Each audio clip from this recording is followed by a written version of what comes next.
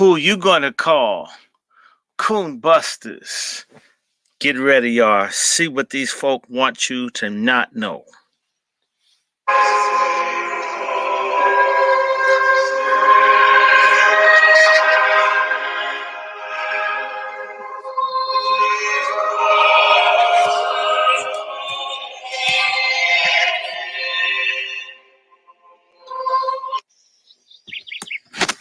Sorry about that.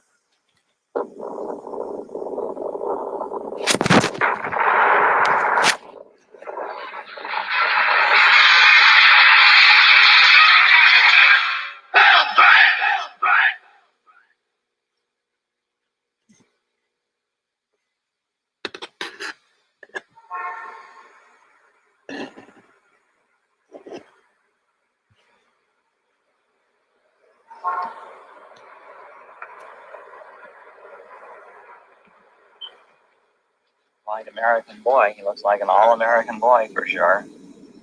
And he's just like a flower in bloom. He's at that perfect stage in which he is hermaphroditic. That is to say, he is neither all male nor all female. Not that anybody is, of course. Everybody is some mixture of those two characteristics. But he is at the moment in that wonderful limbo between being a child and being an adolescent. That is, he is certainly an adolescent at this point, but he still has this kind of soft, feminine grace about him. Well, we knew he was kind of weird. Like, we was walking up, and Michael thought he knew him. He was coming through, he was walking at my house. And Michael thought he knew him, but he didn't. He said, well, y'all want to ride? We said, yeah. And so we started going up the hill.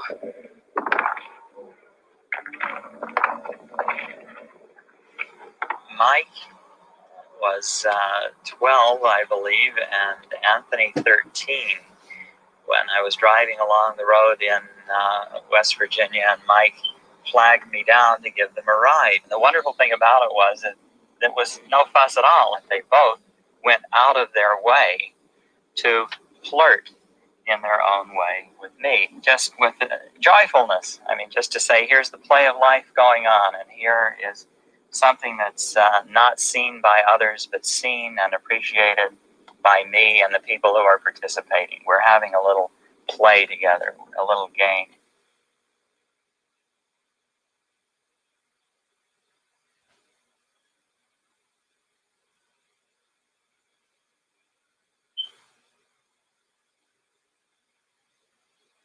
Were you ever in love?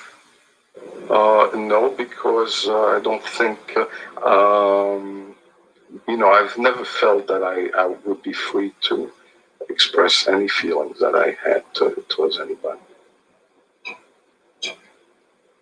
I became sexually active when I was 8, but that was with younger boys. The first boy that I went with was 7. At the time, we were best friends. And that went on for 2 years. I didn't have any relationships with an adult until I was 10. I love them. What is the boys that you love? I don't know. It's just I have all my life been attracted to younger boys. I can go back from the time I was about 8 years old. I could say I wanted a little brother, and I've always just been interested in little boys. I was flabbergasted like anybody else, but hearing this shocking type of ideas. And I investigated a little further, and I found out that lo and behold, this idea wasn't that bad as they seemed to be from far away. And then all of a sudden, all my childhood memory came back to me, and I saw myself doing those acts with other children. And I thought that they were decent acts. I thought they were wholesome acts. I certainly enjoyed myself, and I thought we had lots of fun.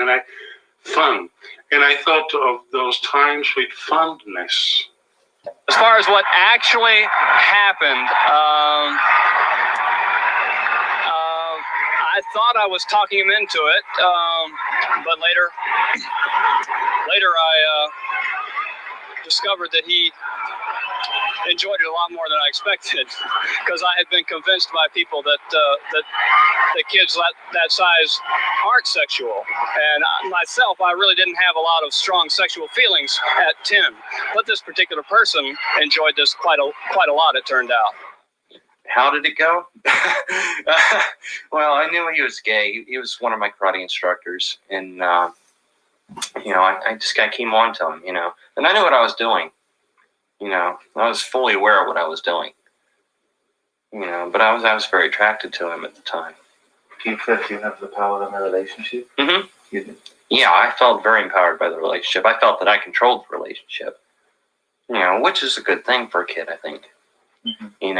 And that also, tends to dispel the belief that, that adults are always the ones in power in such relationships. I let him around. I was the one in power. I'm definitely not out as far as being public about it. There are close friends of mine who know, people I've known for years and know me well know. But as far as being out with acquaintances and companions that I have on a daily basis, I'm definitely not. What we do know is that nobody chooses their sexual orientation, that people discover what's appealing to them. They don't decide what's appealing to them. What they have more choice or decision about is how they deal with such desires, whether they pursue them or not, or try to inhibit them, or what their attitudes are towards them. I've been picked up where I worked. I've been picked up on the street. I've been called up on the telephone and asked to come in. How many times? How many times? I've been in prison twice. Really, I just don't try. I try to avoid boys. How do you do it? Just avoid them. And sometimes you can't. Sometimes I can, right? But pretty much I do. Just live by myself and to myself. And you're willing to sit in jail for your passion? I don't have a choice. I hadn't done anything. I'd never done anything, but I'd always heard things on the news and everything saying that anybody who liked boys sexually would be a monster and would kill these kids or would do these horrible things. And I didn't want to do that. I wanted to stop myself from doing that. And so I had a war with myself for about 6 years. I went to therapy in many different places around the country, and finally I started realizing that they weren't being genuine with me. They really duped me. I was very well indoctrinated into the system. And I knew it was kind of risky that the FBI could have my name on a list or something, but the way I was getting so sick of the way things were going, it was worth the risk. The North American Man-Boy Love Association was formed in 1979 as a support group for men who are sexually attracted to boys. Over the years, its membership grew from 24 to 1,500 members. During the day, Bob is a government lawyer. In the evenings, he manages the NAMBLA's national office. The standard line is it's a political and educational organization. Most of what we do is print a bulletin. Bill Handels is the editor of the bulletin. This is for the person who handles the prisoner mailing. That is, we send out free subscriptions to those prisoners who are able to receive them, which is probably about half the people that want them. Most of the prisons in the West, for instance, won't take our bulletin, but they won't take any gay publication.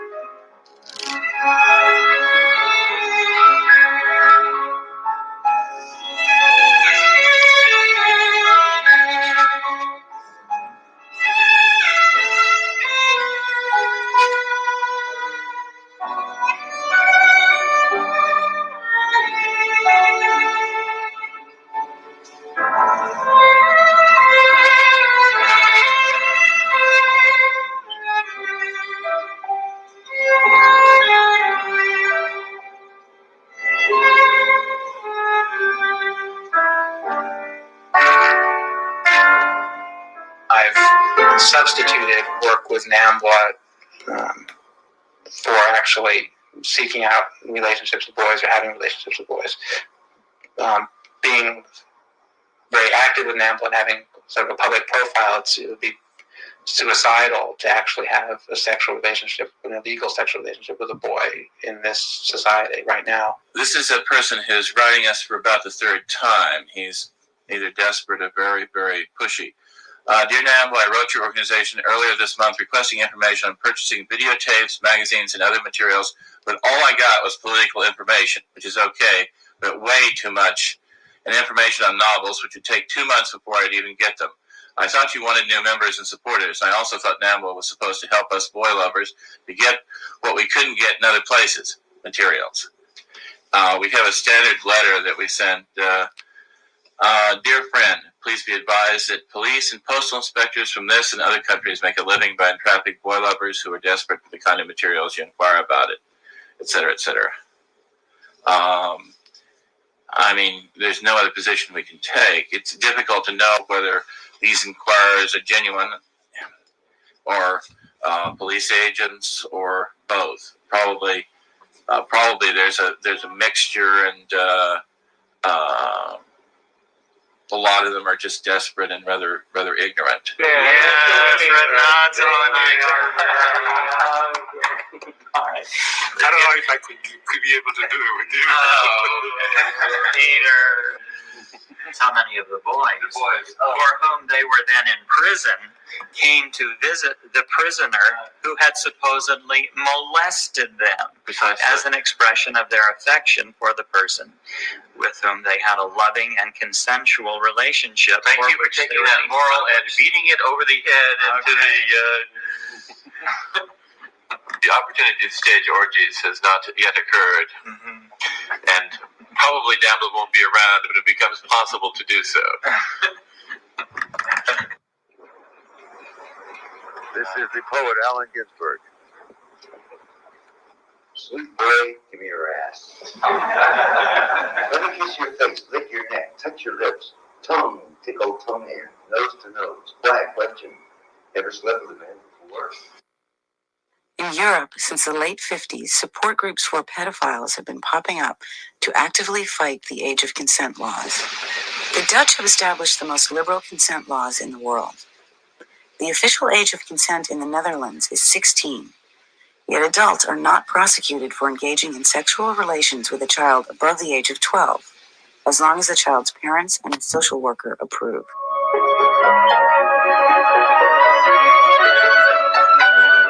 How many high schools are there around here? There's Clinton, there's North Science, and then beyond there is another high school. All within about 5-10 minutes walk of each other. This is very familiar. I moved here so that I would have a minimum of traveling time and could devote most of my time to work.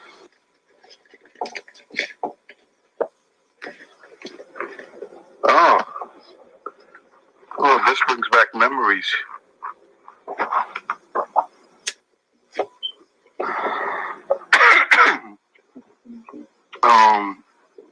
This seems to be a problem whether sex education should occur in the schools, and somehow it's not a problem in other countries. When I taught in Scotland, it was part of the science course. I like teaching because I like boys. And as I said before, liking boys doesn't mean that you want to have sex with them. Okay, it's much broader than that. I don't know, I kind of think it's a disgrace, but then again, we never know who else. I mean, we never know if other teachers are like KKK members and stuff.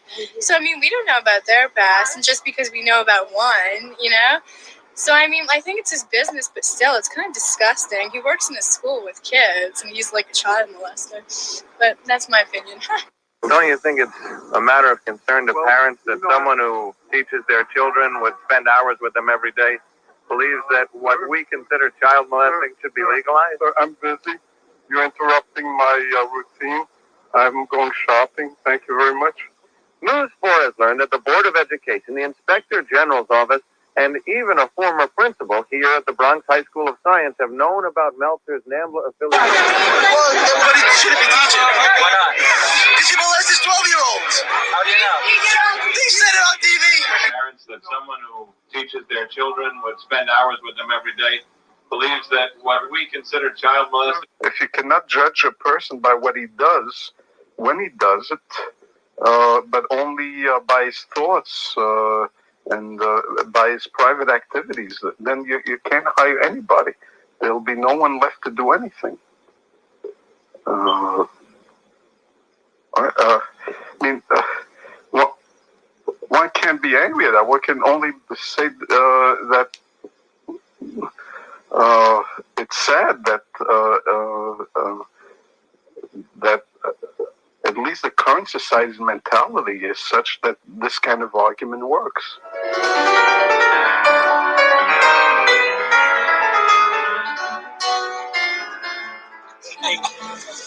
The whole thing about Mr. Meltzer, it's much ado about nothing.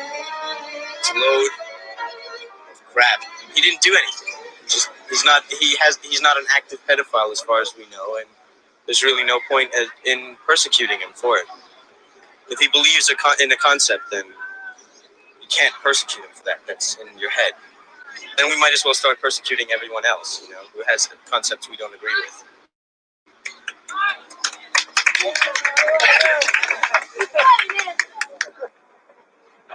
Dear Mr. Meltzer, please be advised that effective immediately, you're not to enter the Bronx High School of Science until further notice.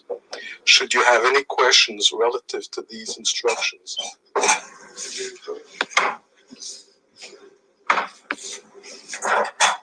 this kind of notice really hurts.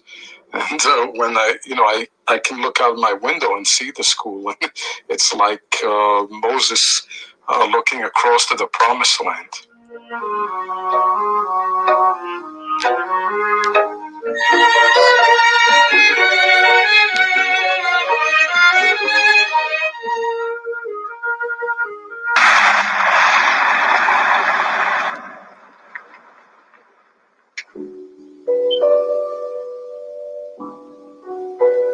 Leland has graduate degrees in law and philosophy.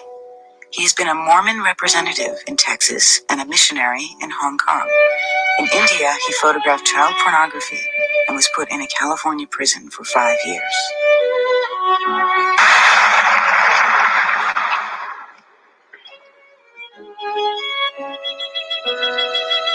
He's driving to his cabin retreat in the mountains of West Virginia.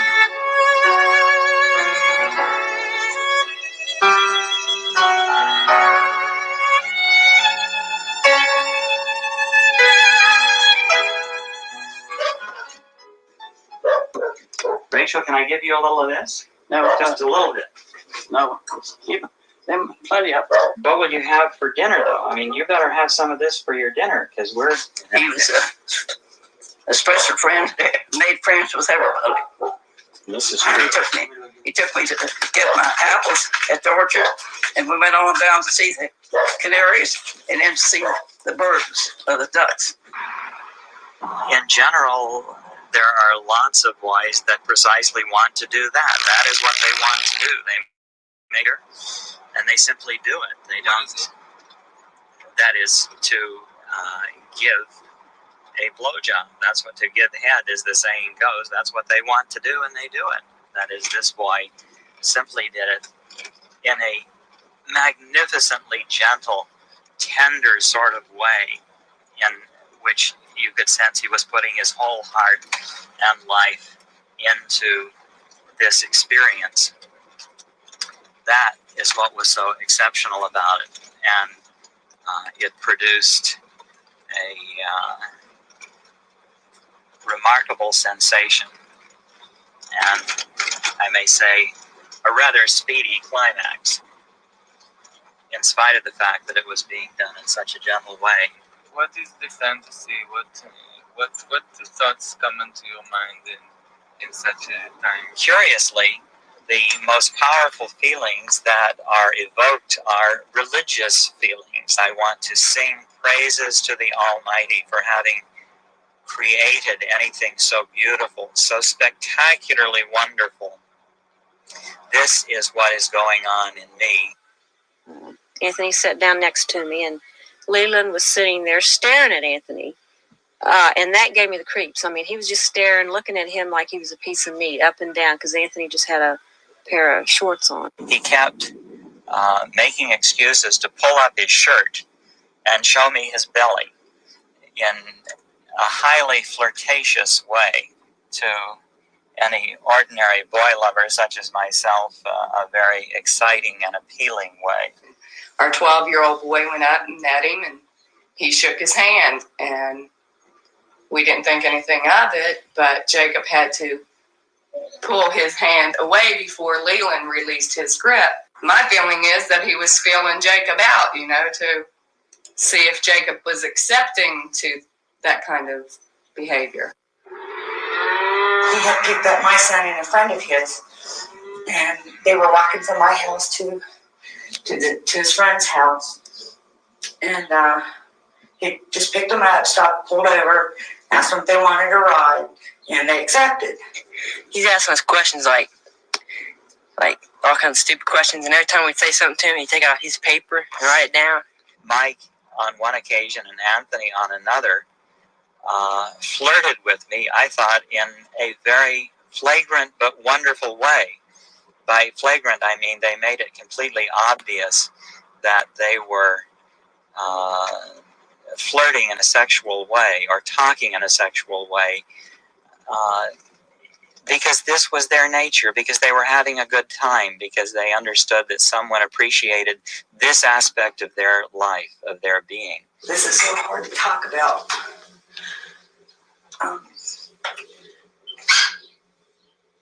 I mean, the thought of him living and waiting, for your child, waiting for you. Maybe what if you got mad at your kid because he did something? You grounded him. So here he is. He's feeling bad, and here comes along Leland Stevenson to go, oh, poor Michael. And I think that's how they work. They prey on these children and how they can stand up and tell people what they believe in and that there's nothing that you can do about it. I don't understand our judicial system, that's for sure. There's another bakery down there. Italian Food Center, sandwiches and catering. Okay. A little bit, yeah, I'll certainly eat something.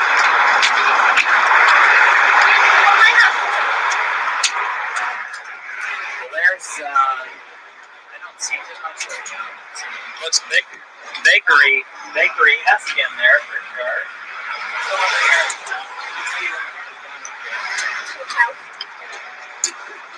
Is somebody gonna call you out? 5, 4, 3, 2, 1. Go. Yes. So what happened?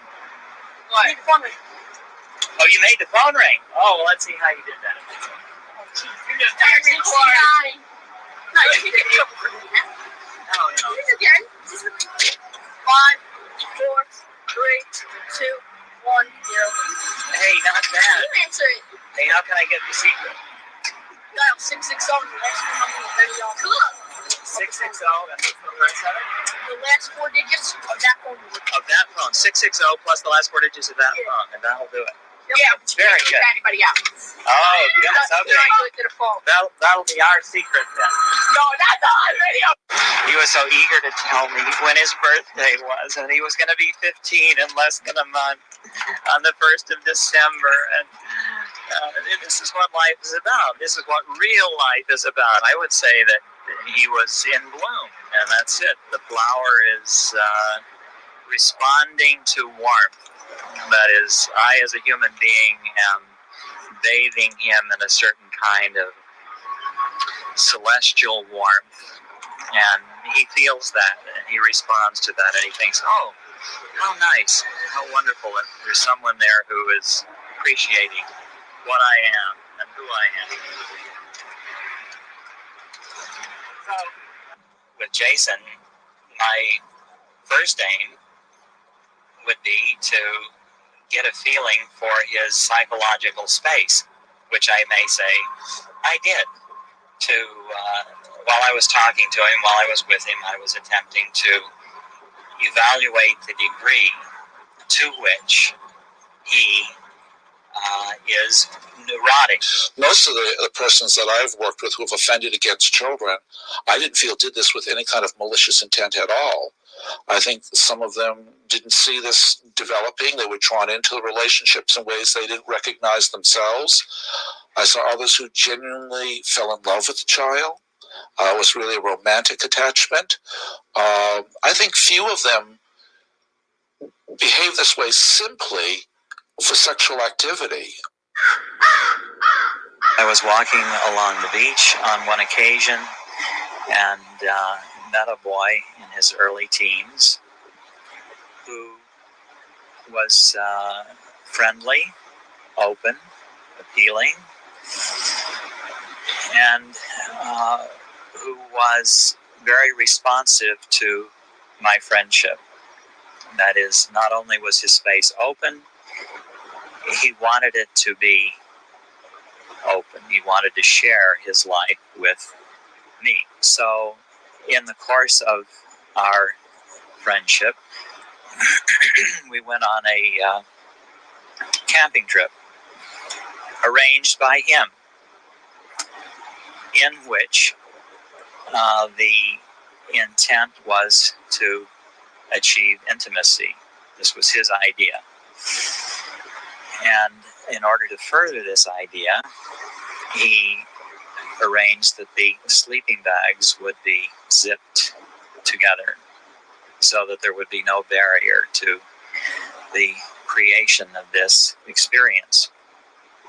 Now, with appropriate affection and fondling and whatnot, we passed the night, and on awakening in the morning, he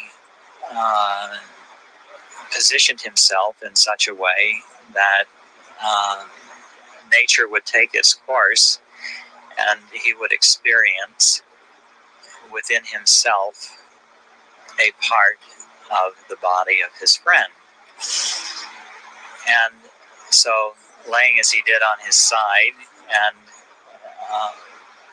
producing the natural consequence of this event, I may say that this was sufficiently stimulating that no lubricant was required. That is, nature or life simply produced its own for this occasion. He experienced what he wanted to experience, and I certainly on that occasion experienced something that was very precious and fulfilling to me as well. I'd probably kill him. Honest, I probably would, if he would have bothered my kids.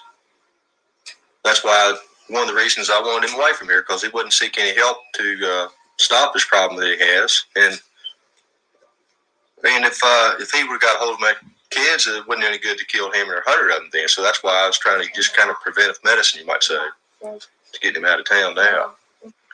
But whenever people start shooting at him with rifles around here, I told him he better get out of here before he got his killing done.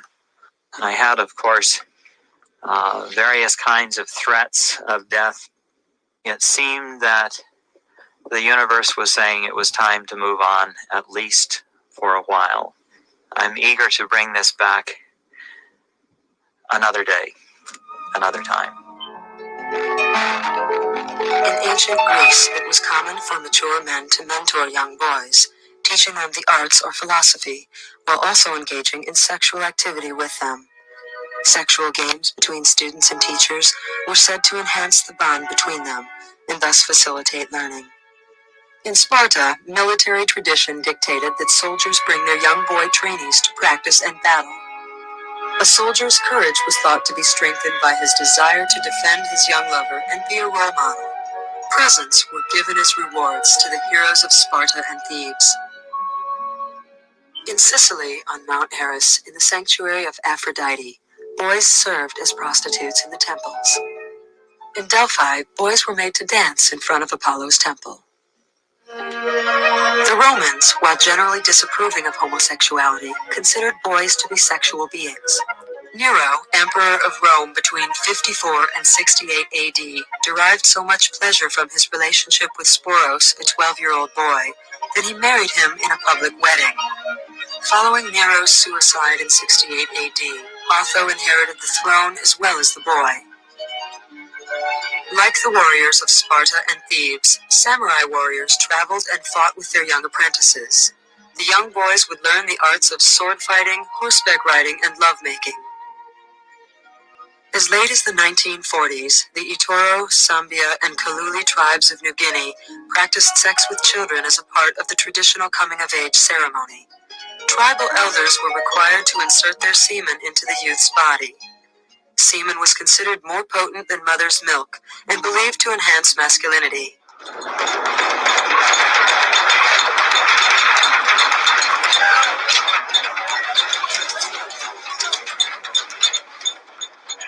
God calls homosexuality and lesbianism a horrible sin, but he wants to save you. I can say that apropos of the occasion, it has many fond memories associated with it, in which boys have gotten to know the car and gotten to know me.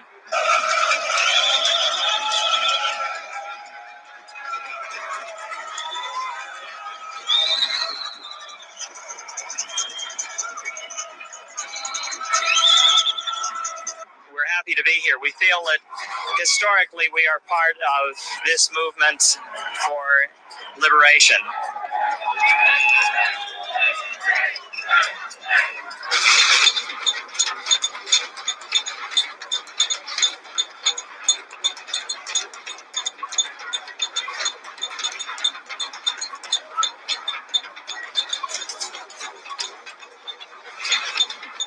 Consensuality is the key. And unfortunately, I think that, being a survivor of sexual abuse, there's really kind of a thin line with power dynamics with older and younger people. But that doesn't mean that, at age 5, I couldn't have made my own decision, or whatever, 12. I, Stormy Waltz, do pledge that it is okay for me to be on TV talking about what I didn't know. If anybody looks at them and looks at us, then they'd have to say, well, it's all part of the rainbow, all part of the possibility of people living peacefully together, and that's what we're looking for. Don't you understand that there isn't, that us or anybody else who's in this entire march today wants to have anything to do with those people back there? We're not with those. We're not with those people. We're not with those. We don't want to be connected. We don't want to be. We don't want to be associated. I'm an incest survivor. These people are unfortunately borderline criminal behavior, and it's not representative of all of our community. They shouldn't be with us. They should be doing their own thing. Everyone needs freedom of speech and freedom to be. As long as they don't act on what they believe, and that is to have sex with children, then they have a right to be here. Okay, so what would you do about this, man? What would I do about it? I think the best thing to do about it is just to watch you guys very carefully and ignore the fact that you have issues, because children are not yours. So children are their own. Children are their own, and they don't belong to you, and you don't need to have a campaign.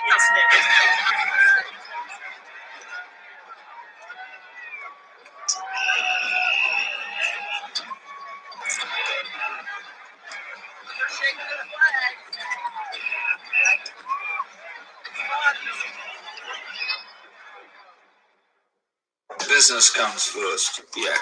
They think there's a buck out there. They don't seem to understand that there's more bucks with straight people, more bucks in a straight person's pocket than there are gays, but just by the numbers. Okay. Right now, I think we're at the very turning point. The industrial revolution has gone to its peak, and now it's starting to take the curve down. They realize the importance of NAMBLA to their cause because they're all dying of AIDS. They don't reproduce children. So they are forced to recruit children. And the best way of recruiting children is to have them broken in, as it were, by child molesters. I don't know about you. That's pretty outrageous.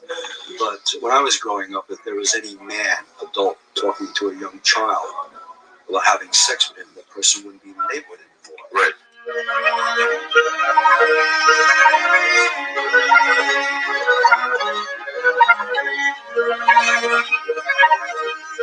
I think that children should be treated in a different way in this society. I think that children are human beings that need respect, love, and recognition. And I think they should be able to develop the way which you want to develop as a human being, as their essence should develop, be developed.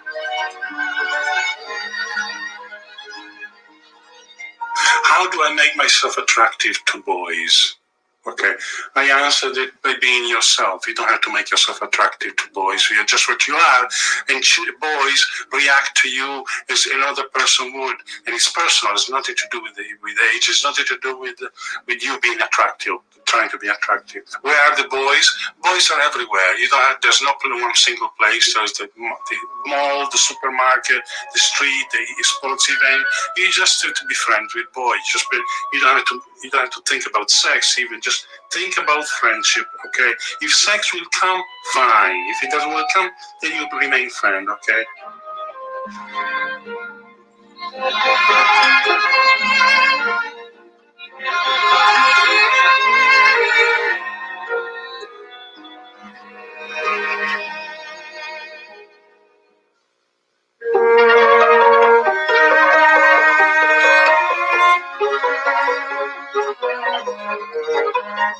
Renato is an Italian teacher.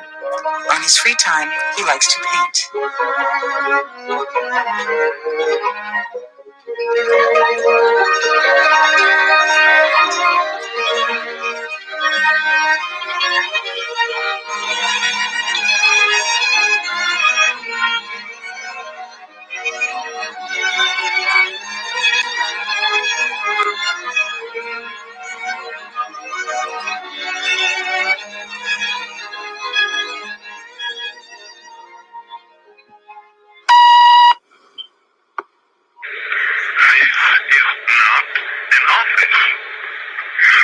The answering service for the North American Man-Boy Love Association. Please leave your message at the end of the beep. In the meanwhile, and if you're a boy, do not despair. Always be true to your feelings. Times will change and your oppression will end. If you're a man, be safe, be brave, and above all, be proud to be a boy lover. If you are so brave, why don't you answer the phone, Renato? We know you are there. Do not be afraid. Be brave. Are you afraid of us? You fucking pussy. You fucking wuss. You fucking baby fucker. Remember, you are a baby fucker. You are a sexual deviant. You are mentally disturbed. If this was a sane society, you would be shot. But since we're living in a perverse society, animals like you are allowed to exist. Leave the kids alone, Renato. Leave the kids alone. Baby rapers, baby rapers, baby rapers. Nando, 222 East Hudson, Ronaldo Casio, come on up. You got any baby boys treat the ratty up there? Come on, Ronaldo, let him go.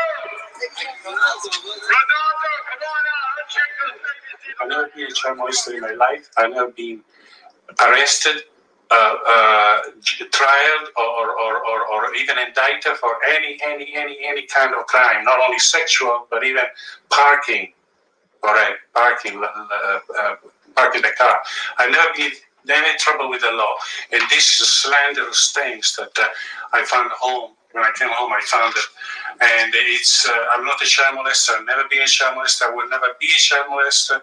And I'm against child molester, okay, because I'm a child lover, a boy lover, okay? and that we love and molestation that don't go together. I wish boys well things, good things, not the horrors and not violence and not ugly things like such as this.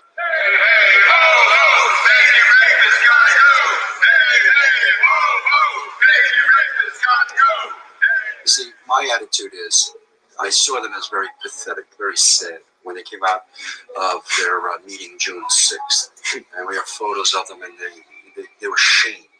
There were about 75 of us marching behind them, yelling out, baby rapers, and all the windows were lifting up, and they were passing by a schoolyard, which is a typical scene where they like to pick up children. And their heads were down, and they knew they got caught. They knew they were doing wrong. Okay, I felt no anger for these people. I felt sad for these sick people. But on the other hand, if ever I caught any of them in the act, if I was just, let's say, fortunate enough, I would take no prisoners. And that's a promise. Ronaldo, come on out. Show your faces. The neighborhood wants to meet you.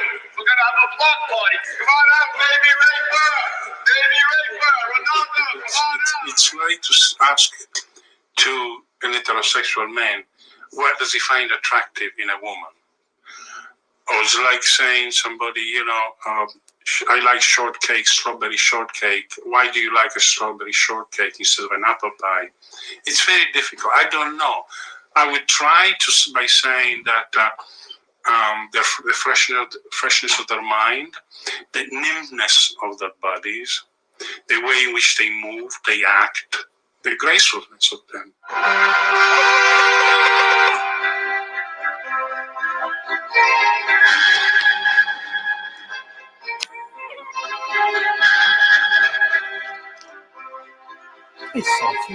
My soul spirit being freed, because adults are they have to stay within their little norm and perfectness, and they never can show their enthusiasm for life. So I like to get out whenever I can and show my enthusiasm for life.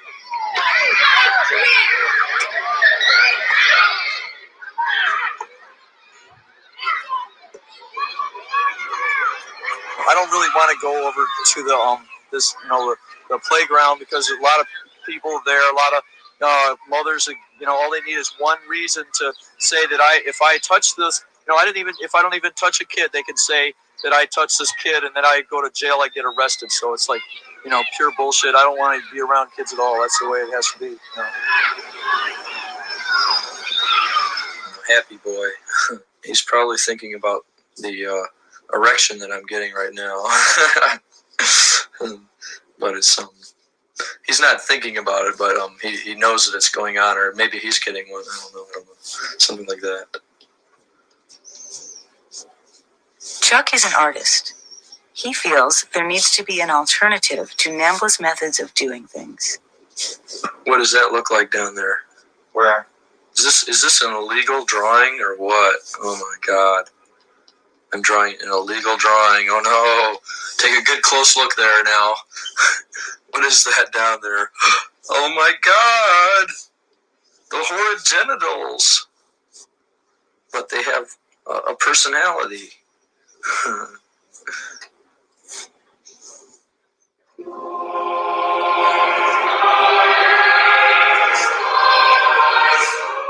I'd like to be able to have an orgy with young dudes and teenage guys and maybe older men with big beards and big hairy chests.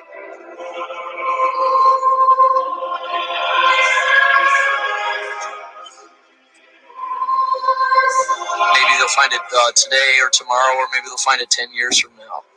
And maybe some of the people might even be interested in having a discussion, because a lot of the stuff is going to have my address on it.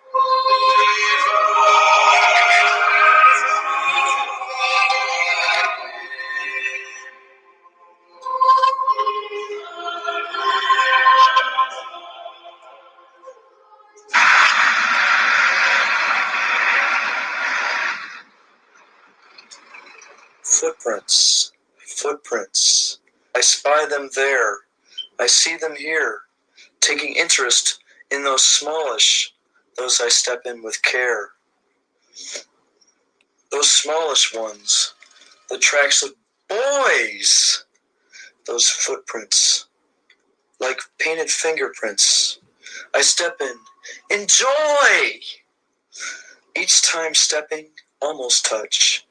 Each time stepping, such footprints, footprints. Ah, such footprints. I'm glad there still is something we far away can adore. Excuse me, sir. Can I give this to you by chance? It's towards a further dialogue. You can read about what it's about. Check it out, man. Yeah. They give a nice smile, don't they, right now? As soon as they find out what it is, and they go, oh, wait a minute. What is this crap? They don't like adults to mess with kids. Right, Of right. any They don't think that kids can be consent, but in this society, you'll notice in this society that there's woman-boy love movies all over the place, and I can tell you a whole bunch of them. If you ever heard Blame It Yeah, on but Video. grown-ups should leave kids alone and let them grow up and then decide. If you want to let kids be grown-ups should kids, be with then we grown-ups. should allow genuine. Well, see, age is an abstract for one, and so is childhood. So it's all been constructed by society. Go for it.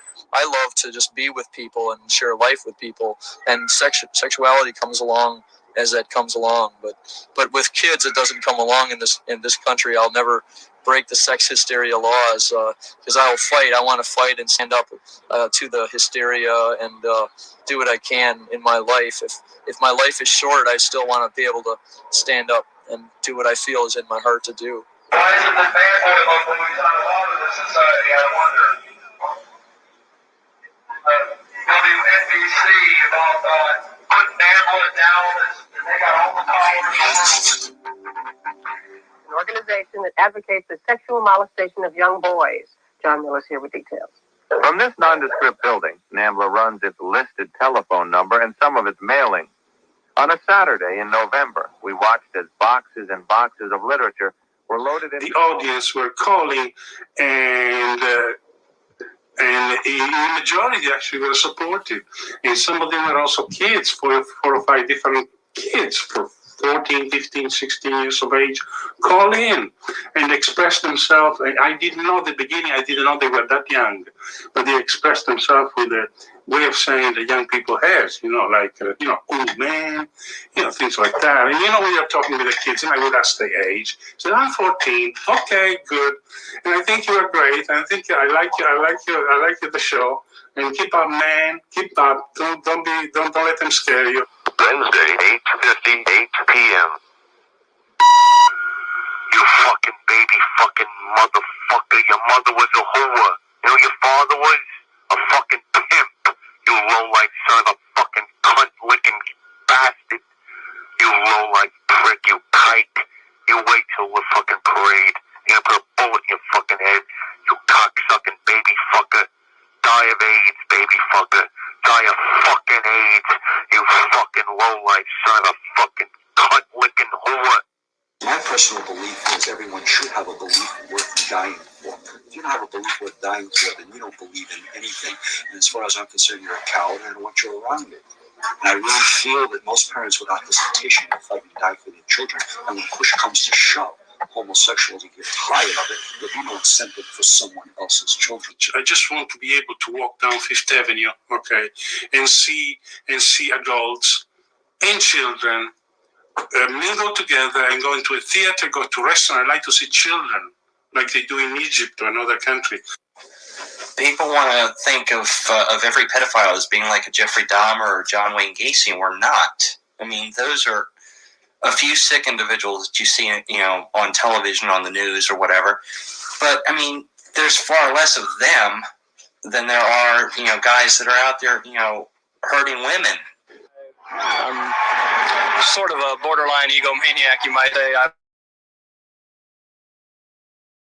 done a lot of things, able to maintain myself pretty well up until about a year and a half or 2 years ago. And then I got into some problems and wasn't able to do what I had been doing. Basically, what I was doing was a visually oriented activity. I don't even know if I should say. But basically, I was doing something that I really, really did not want to be doing, which was looking at people through their windows. What do you say to people who join because they want to meet boys? Let's see. Can we go off camera here for a second?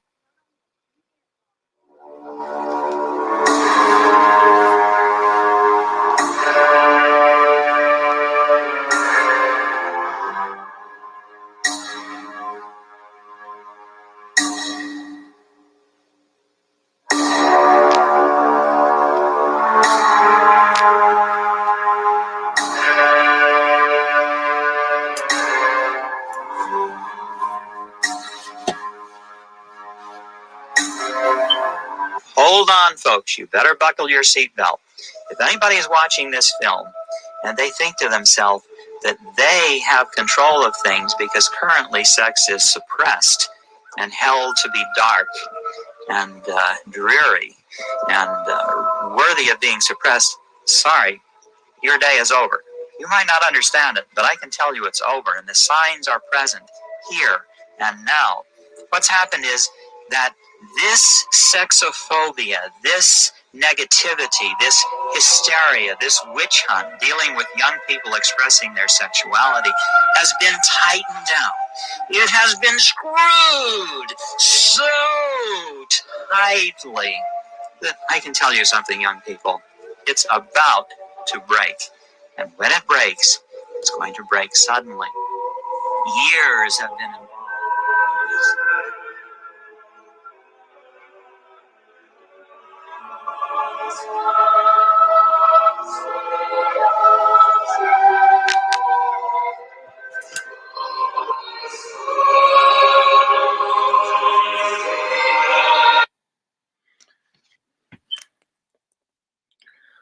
Coonbusters, I wanted you to see the film Chicken Hawks because these are the people that are funding Black Lives Matter and other such groups. People with those sentiments are part of how you got this book in schools, What We Believe.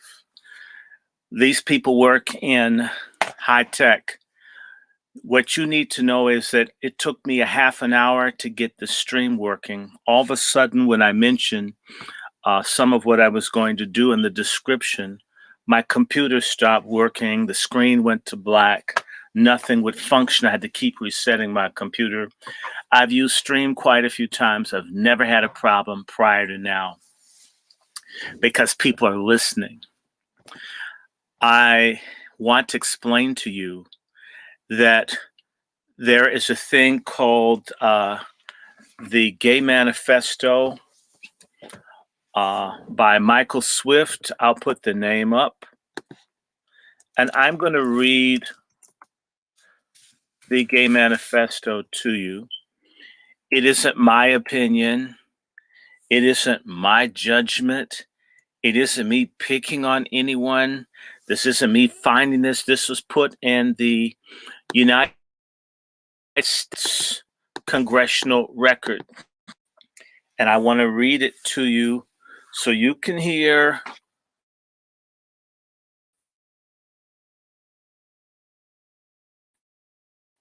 what they want. Not me judging anybody, not me picking on anybody, not me hating anyone or doing hate speech. And I want to let you know that the film you just saw will probably get me cited as promoting hatred. For only letting, I didn't do any talking. I systematically kept my mouth shut. You didn't hear me say nothing. This is what they say and think. This film is 27 years old. They have made a lot of progress since the 90s, in particular through the Clinton administrations and the Obama administrations. A lot of the resistance to Trump is that Trump didn't give gays special priority. Obama did, and so did Clinton. Both very deviant men, that's a fact, and Bush ain't much better. I'm going to pull up this gay manifesto. I'm gonna read it to you. So when you get mad at me, I don't write this stuff up. This stuff is sick to me. You know what? Okay, maybe it's God. Maybe it's God. I don't know. I'm not so perfect a person, but I really do think children have the right to mature and grow up. I just wouldn't think. I just wouldn't think to promote, to endorse, to advance. I mean, I'm just saying. And it's interesting now, anyone that criticizes this is in trouble of losing freedom of speech through the Gay Equality Act. The Gay Equality Act, which would strip us of our religious freedoms, our identity as Black people, and everything else, has been endorsed by, in particular, and led by John Lewis, Jim Clyburn, Maxine Waters, Karen Bass, Sheila Jackson Lee, Al Green. A lot of these people that you think are, hold on, I'm trying to see if I can get this. I may have to do this. This is a gay revolution. And let me see if I can get a better copy because that thing is so small. Let me see if I can get the actual, I don't want to see this. Get off of here. I want you to hear what this thing says, and I'm hoping I can find one that's small enough. If not, let me do it this way because I have it here. But let me pull it up this way.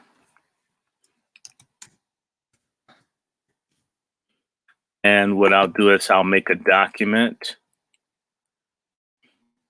and I can read it to you. So I'm not making this up. It's no joke. You can't get mad at me. You can't accuse me of doing anything. Here it is. I'm going to send you the link.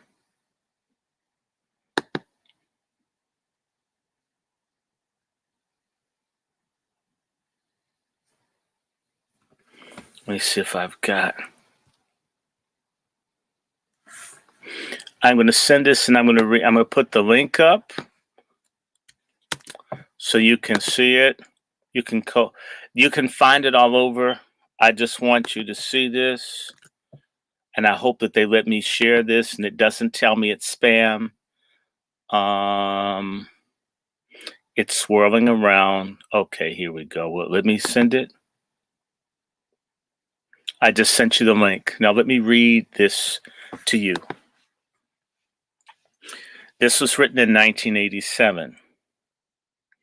We shall sodomize your sons, emblems of your feeble masculinity, of your shallow dreams and vulgar lies. We shall seduce them in your schools, in your dormitories, in your gymnasiums, in your locker rooms, in your sports arenas, in your seminaries, in your youth groups, in your movie theater bathrooms, in your army bunk houses, in your truck stops, in all your male clubs, in your houses of Congress, wherever men are with men together. Your sons shall become our minions and do our bidding. They will recast in our image. They will come to crave and adore us. Women, you cry for freedom. You say you're no longer satisfied with men. They make you unhappy. We connoisseurs of the masculine face, the masculine physique, take your men from you then. We will amuse them. We will instruct them. We will embrace them when they weep. Women, you say you wish to live with each other instead of with men, then go be with each other. We shall give your men pleasures they have never known because we're foremost men too. And only one man knows how to truly please another man. Only one man can understand the depth and feeling and mind and body of another man. All laws banning homosexuality will be revoked. Instead, legislation shall be passed, which engenders love between men. All homosexuals must stand together as brothers. We must unite artistically, philosophically, socially, politically, and financially. We will triumph only when we present a common face to the vicious heterosexual enemy. If you dare to cry, faggot, fairy, queer at us, we will stab you in your cowardly hearts and defile your dead, puny bodies. We shall write poems of love between men. We shall stage plays in which man openly caresses man. We shall make films about the love between heroic men, which will replace the cheap, superficial, sentimental, insipid, juvenile, heterosexual infatuations presently dominating your cinema screens. We shall sculpt statues of beautiful young men, of bold athletes, which will be placed in your parks, your squares, your plazas. The museums of the world will be filled with only paintings of graceful, naked lads. Our writers and artists will make love between men fashionable and de rigueur. And we will succeed because we are adept at setting styles. We will eliminate heterosexual liaisons through the uses of devices of wit and ridicule, devices which we are skilled in employing. We will unmask your powerful homosexuals who masquerade as heterosexuals. You will be shocked and frightened when you know that your presidents and their sons, your industrialists, your senators, your mayors, your generals, your athletes, your film stars, your television personalities, your civic leaders, your priests are not safe, familiar, bourgeois, heterosexual figures you assume them to be. We are everywhere. We have infiltrated your ranks. Be careful when you speak of homosexuals because we are always among you. We may be sitting across the desk from you. We may be sleeping in the same bed with you. There will be no compromises. We are not middle-class weaklings. We are highly intelligent. We are the natural aristocrats of the human race, and steely-minded aristocrats never settle for less. Those who oppose us will be exiled. We shall raise up vast private armies as Matshima did and defeat you. We shall conquer the world because warriors inspired and banded together by homosexual love and honor are invincible as were the ancient Greeks. The family unit spawning ground of lies, betrayals, mediocrity, hypocrisy, and violence will be abolished. The family unit, which only dampens imagination and curbs free will, must be eliminated. Perfect boys will be conceived and grown in genetic laboratory. They will be bonded together in a communal setting under the control and instruction of homosexual savants. All churches who condemn us will be closed. Our only gods are handsome young men.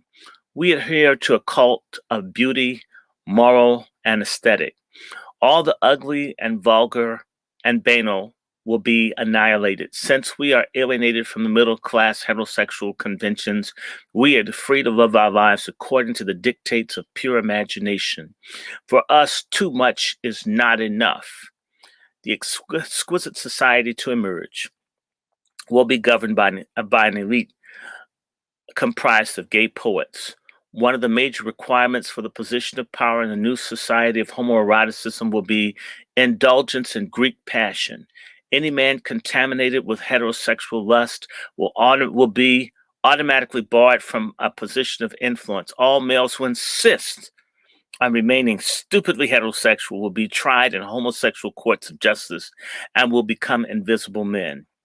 We shall rewrite history filled with debased and your heterosexual lies and distortions. We shall portray the homosexuality of the great leaders and thinkers who have shaped the world. We will demonstrate that homosexuality and intelligence and imagination are inextricably linked, and that homosexuality is a requirement for true humanity, true beauty in a man. We shall be victorious because we are fueled by a ferocious bitterness of the oppressed who have been forced to play as seemingly bit parts in your dumb heterosexual shows throughout the ages. We too are capable of firing guns and manning the barricades of the ultimate revolution. Tremble, hetero swine. when we appear before you without our mask.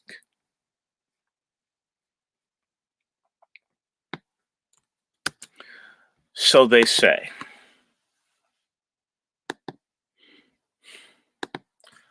Are y'all getting me?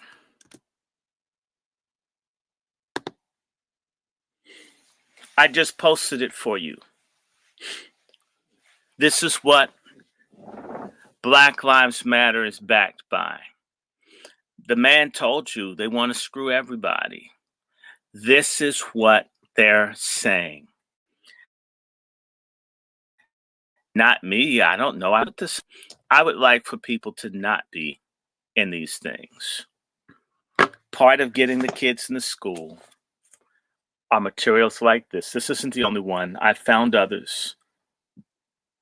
What we believe.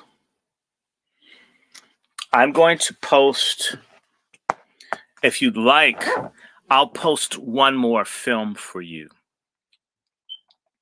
I'll get one more for you. And this way, you'll have a whole, you'll be able to really get into what we're dealing with. I used to teach this stuff in school. You see why they wouldn't keep me. I would tell students the real deal. You won't sit up and yell and scream, I hate you. No, I didn't. No, I didn't. I sat down and got your people and let them talk. You mean you're ashamed of what your leaders say? Then why follow? Let's get this. Let's put this up. I'm going to put another one up here because y'all need to see this. Y'all need to see this. Y'all will realize I'm not picking on nobody. I don't hate anyone. I'm not trying to make anybody be what they're not. Okay, this is another one. I'm going to put one more up here.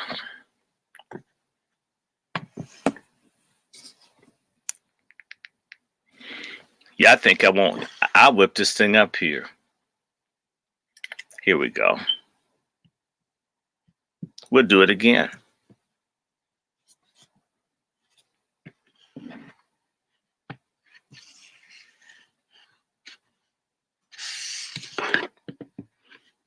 Hold on, I want to put something so it doesn't glare.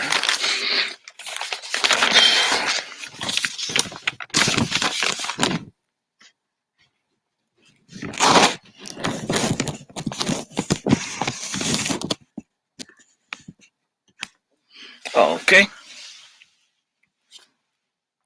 I'm going to give y'all one more hit. Come on.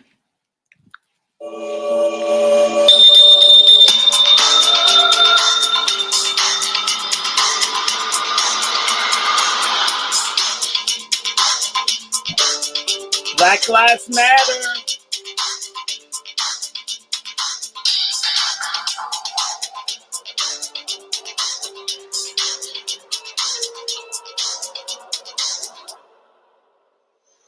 When I thought being positive was a positive thing, I thought I would just want to have a lot of promiscuous, unsafe sex.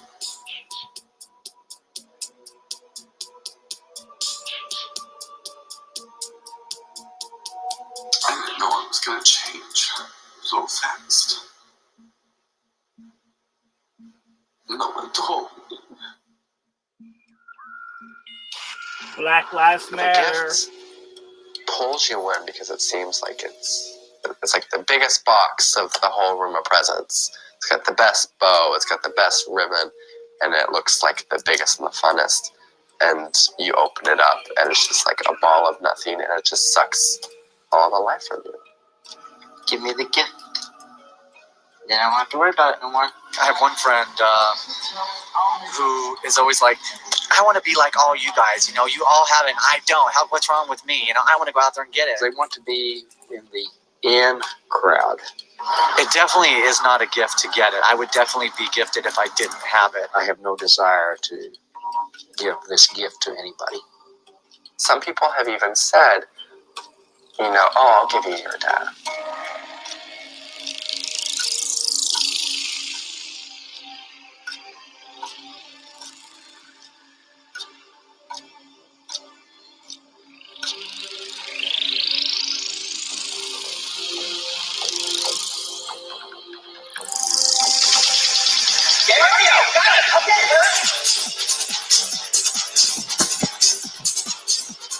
I'm very aware of the barebacking parties that are going along.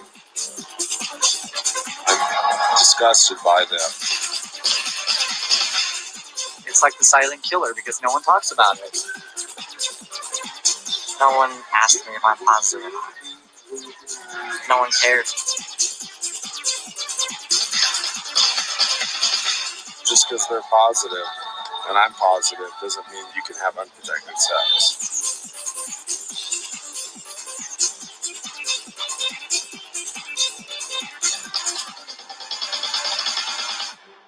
There's different barebacking going on today in the community than there was in the rodeo years ago.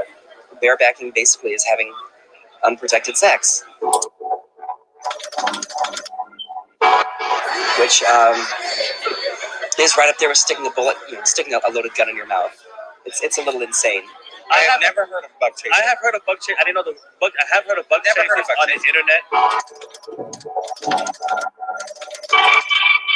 I've seen people on the, I heard people on the internet who do want to get HIV from their partner, which I do not understand that. It sounds like a trap made from Raid or something. Well, deliberately saying, yes, I want you to give me HIV. I want you to give me AIDS. Why do they call it bug chasing? I don't know. Well, it's a bug. The HIV is the bug. What about the people that have it and deliberately spread it around and know it? What do you call them? A bug, a gift giver.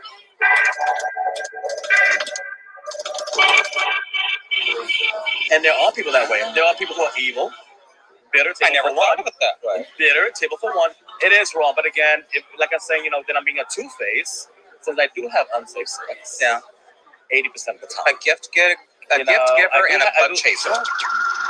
I did the survey on the internet, and that was a really new medium because a lot of people were seeking out bareback sex on the internet because it's anonymous and it allows them to share with other people that they had never spoken to before. You don't walk into a bar and know that someone has bareback sex, but you can go on the internet and have bareback sex or know someone who has bareback sex. So really the chat rooms have become the new gay bars. Most of my friends I know bareback. Almost every one of them I know. Everybody that I know does bareback. I think in the gay community, realistically, I think 80 to 90% bareback.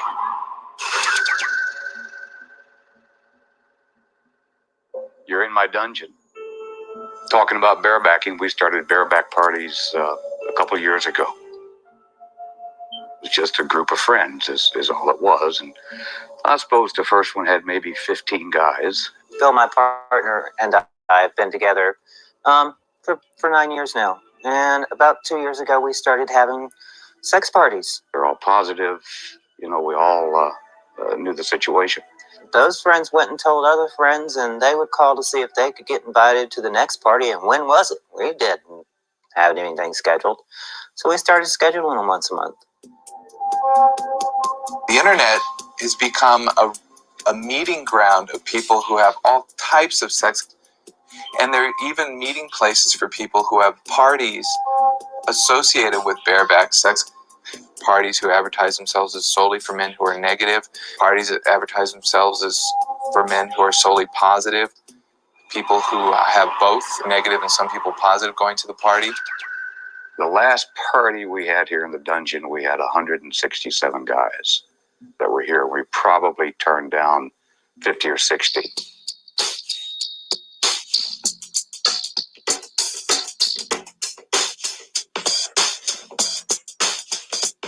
And we all have fantasies about what we'd like to do or like to try.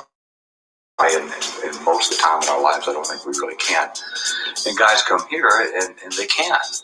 We have guys here, 21, 22 would be the youngest, and we've got them 70. Just trying to provide a play space for guys to do what guys want to do and do it safely.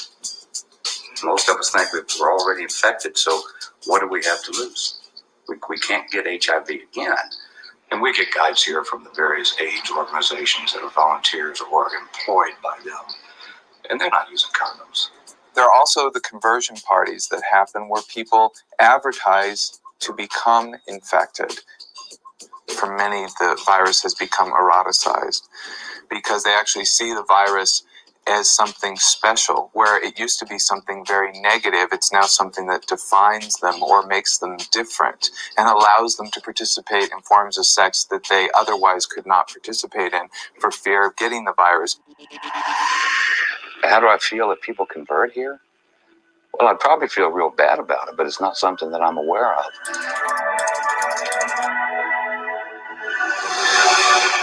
We don't have a disclaimer at the parties. The attorneys have said we probably ought to have.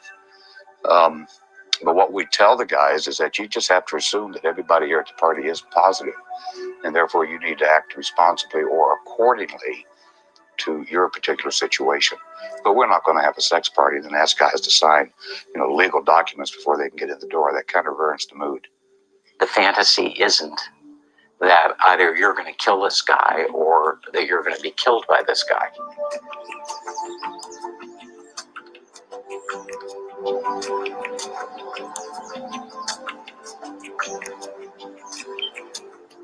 The fantasy doesn't include unattractive things, I mean, no one's fantasy man has a virus like this.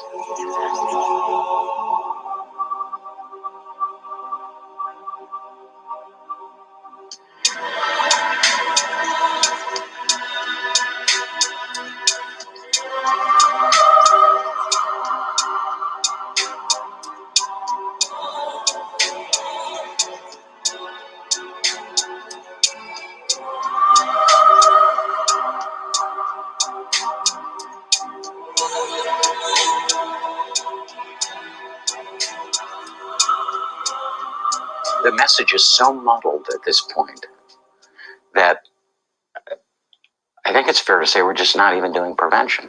There's a recent thing from the San Francisco AIDS Foundation about how do you know what you know?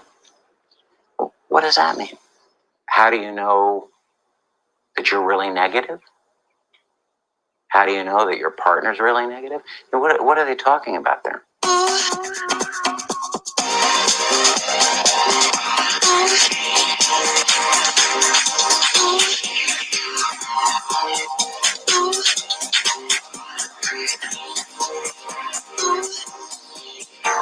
Well, I don't think that's necessarily true.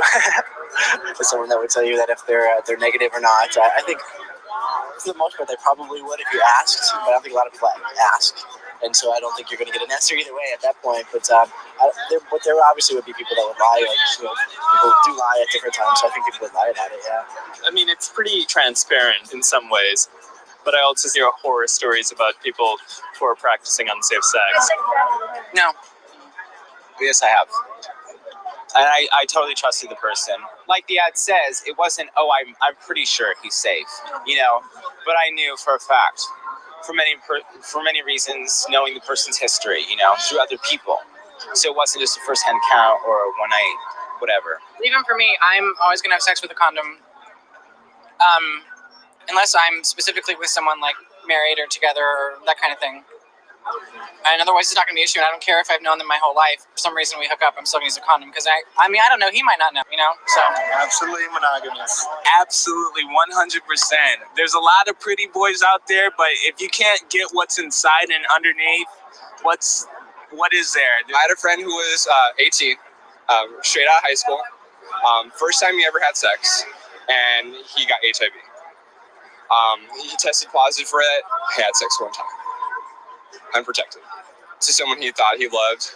He died this past year. I don't know, the virus spread through him like a grass fire.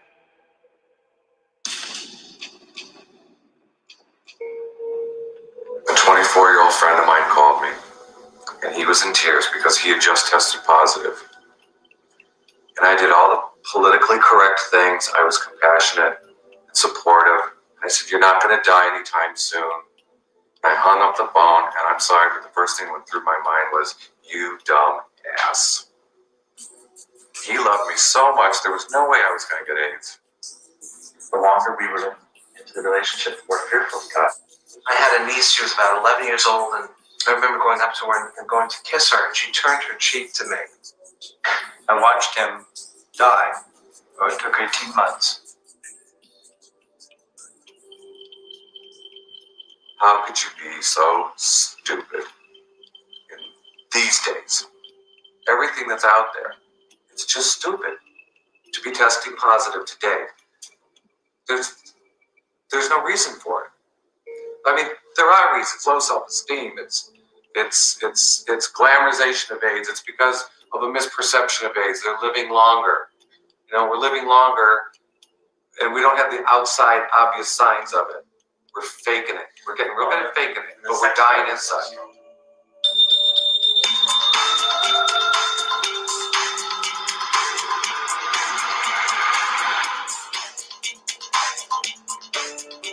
It just didn't seem fair that I was 19, I felt lost, I wanted help, and I didn't have it.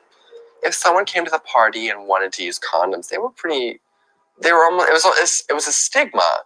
They were stigmatized. I mean, no one wanted to deal with them. It was like, well, let's put that freak in the corner, you know, the one that wants to use condoms. So shouldn't growing up in DARE and AIDS awareness make me smarter than this? After all, since 4th grade, my head had been pounded with just say no and practiced abstinence. After spending my sexed out year here, all I can admit is that the pressure is no longer to have safe sex. Instead, the focus lies on to simply inquire on the lubricant someone's using. Because, I mean, if you pull out the Wet or the Safeway brand one more time, I'm headed for the door. It's the sex drive. Sexual drive is strong. It overcomes so much sanity. But for a while, the statistics were showing that AIDS infections were going down. People were not a certain group of. No, across the board. Really? Yes, across the board. AIDS was scary enough to overcome that sex drive to some degree. It's not that people stopped seroconverting, but the rates were going down. And now, for some reason, that's not working anymore. And now it's like, you're positive? Oh, well, what else is new? I think people sort of take it in stride now more than they used to. It's such a 180-degree turn from what it started out, the shame, the hiding it, the not mentioning it. I mean, the word, much less. It hasn't been mentioned on Will and Grace that I'm aware of. It's still not mentioned the way it should be mentioned because it's light. It's AIDS light now. When I started having unsafe sex, and people were like, wow, he's this cute, fun 19-year-old who has unsafe sex, and he's funny and he's nice, it seemed like, wow, I fit in. You know, people were calling me and saying, hey, we have 4 guys over here and we should really come. We've told them all about you. And I thought, wow, people are talking about me. The rule is you never talk about HIV, like I said. You never talked about that. That was just, you didn't want to talk about it. I don't know why. I was desperate to have gay male friends, to make it work. And I was so different from all of them. For years, I tried. I'm like, how do I fit into? How do I click with you? What do we have in common? When I would go to clubs and everyone was so built up and things, you know, I wasn't. And I'm like, so how do I fit into all of this? How do I fit into this image of something I can't quite fulfill? So that made me think, well, if I don't fit here, I have to fit somewhere. When I was still living in Illinois, I answered an ad on the web about a sex house this guy wants to open up in LA. I answered it and I came out. I was the first one to move in, and a few weeks later, someone else moved in. And we just started throwing parties. Parties just got bigger and bigger and bigger.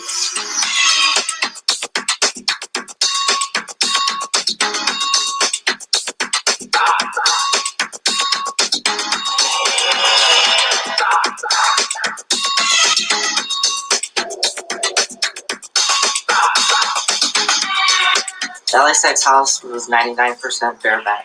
We lost count, but we estimate that there were over 20,000 visitors. In a month, we would have 8 parties. Our policy on HIV status was we don't ask, we don't tell, and we had a sign up that says, assume that everybody's HIV positive. Everybody came to our party, couldn't tell if they had HIV or not. I'd been cruising online for a long time, and nothing had really come of it, and I was just getting really frustrated. And I started to think, if I want to have bareback sex, and if that's how I really want to be, then maybe it would just be easier if I would go ahead and find someone who was positive. The second I did that, it opened up a whole world of people to hook up with in San Francisco. I've struck the pot of gold. Steve even made a checklist that you had to go through in order to get our email address later on in the year. Like, do you feel like you have to give us your HIV status, yes or no?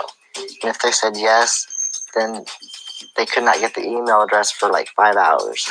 It kind of kept the condom users away. We did things that people dreamed of. No drugs, just lots of sex. It didn't take long before I stumbled upon the idea of bug chasing. One person had talked to me about it on the phone line before I started hooking up with positive tops. And I told him he had to be negative, and he said, well, he's positive. And I said, well, and I was still like, well, I guess maybe we could hook up, but, you can't come in me. And he would say, oh, but I want to. And then he said,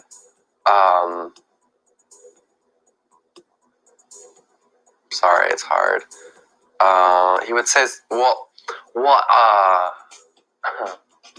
so, well, he goes, no, I'll charge you up. And that's just really hard to say. But I didn't know exactly what that meant. I knew he meant he would infect me, but and the idea sort of started to make sense and click together, but I kind of pushed away at it. The initial part of me said, no, that's not right. That's not what we do. That's not how Doug runs his life. Doug aims to stay negative and live a long, healthy life. But something in me, I kind of went like, Dealing with the conflict about having a group of positive men over here, wanting to be supportive of them, wanting to tell them that HIV isn't the end of their lives, that there are possibilities and so on, and then taking this group of negative men over here and saying, listen, guys, it's very important not to be like them. Before then, there were very explicit messages about not getting infected, about what happened to people when they got HIV and so on. And we had to stop doing that because it was frightening to positive men and it induced guilt in negative men. It felt rejecting. We never talk about the objective of prevention. We've pretended that the objective of prevention is safe sex. That's not an objective. That's one method for doing prevention. The objective of prevention is to keep uninfected men uninfected. The minute you introduce the idea that it's better to be uninfected, some positive men become hurt and angry. And the response is sort of like, what are you implying there's something wrong with me? Something wrong with my life? Well, the answer is yes.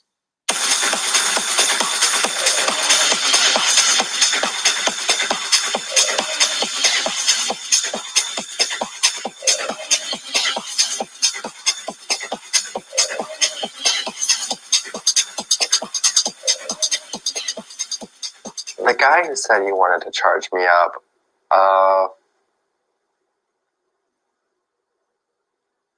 I think it felt like, to him it was a means of control.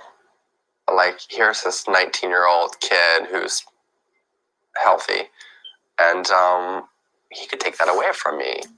He had what I wanted, and what I wanted in terms of, he was interested in the prospect of gift giving. He liked that. He had padded walls. I mean, literally padded walls. He had pads like on the wall, and I was like, this is a little too Jeffrey Dahmer for me. But I didn't care. I didn't go there to be his boyfriend. So I stayed, and it was actually nice.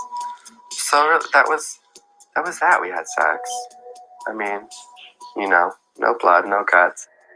After a couple of months of throwing parties at the LA Sex House, I got sick and really sick. So I went to the doctor and had all the work done, all the blood test work done. I'm still negative.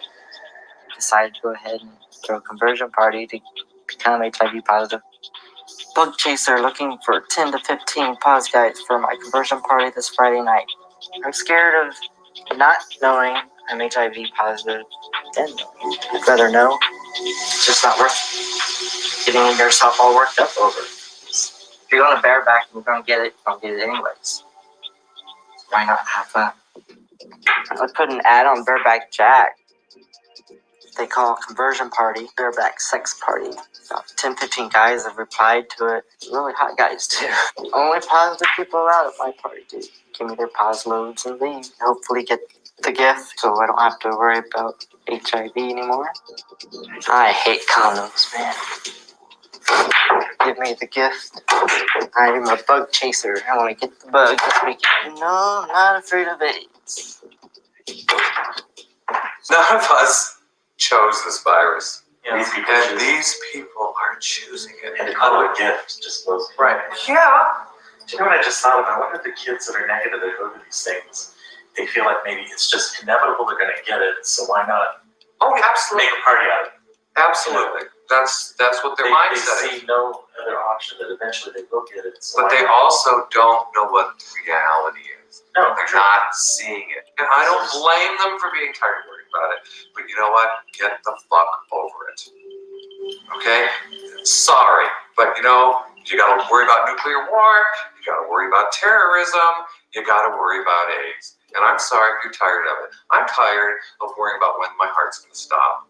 I'm tired of wondering if my liver might explode someday down the road. I'm tired of it. I mean, you know, these excuses have been made, and they make sense, and it's very sensitive, and it's politically correct of us to say, but we're running out of excuses when the seroconversion rate is rising among young gay men.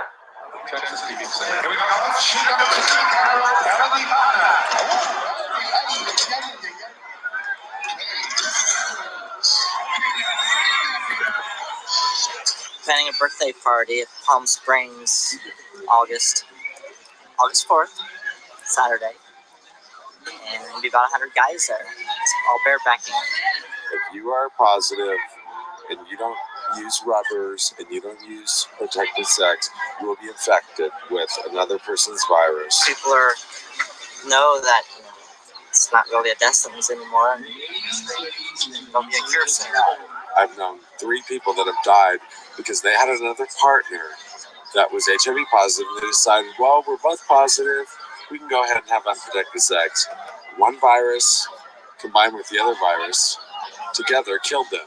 Before they met the person, they were fine. Inviting people off the internet that answers the ad and wants to come, so they have to send me a photo and their stats. How could you live with yourself knowing that you infected that person when it only took 1 second to put a condom on, 1 minute of the whole experience to put the condom on and feel reassured that you are a good person, that you do respect yourself, and most of all, you respect the person that you're with. Yeah, San Francisco. Happy Gay Pride,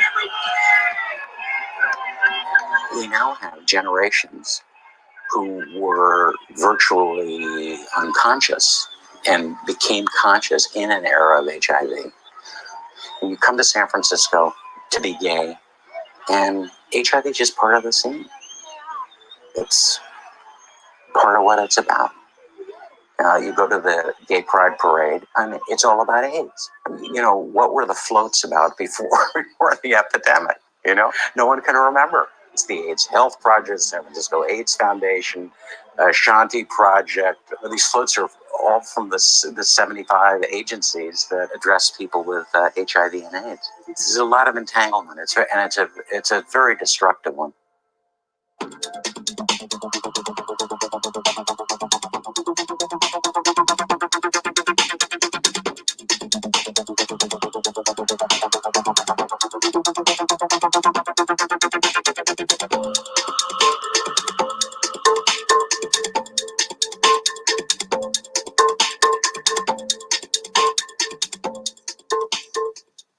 How many bug chasers have I chatted with online?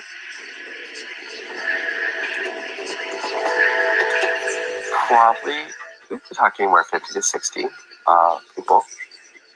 In the bug chasing groups, I would say 15 to 20,000 members. There's a lot of people that are getting curious. I said, what is that? It looked like a little skeleton with, I don't know. He said, well, it's a biohazard tattoo.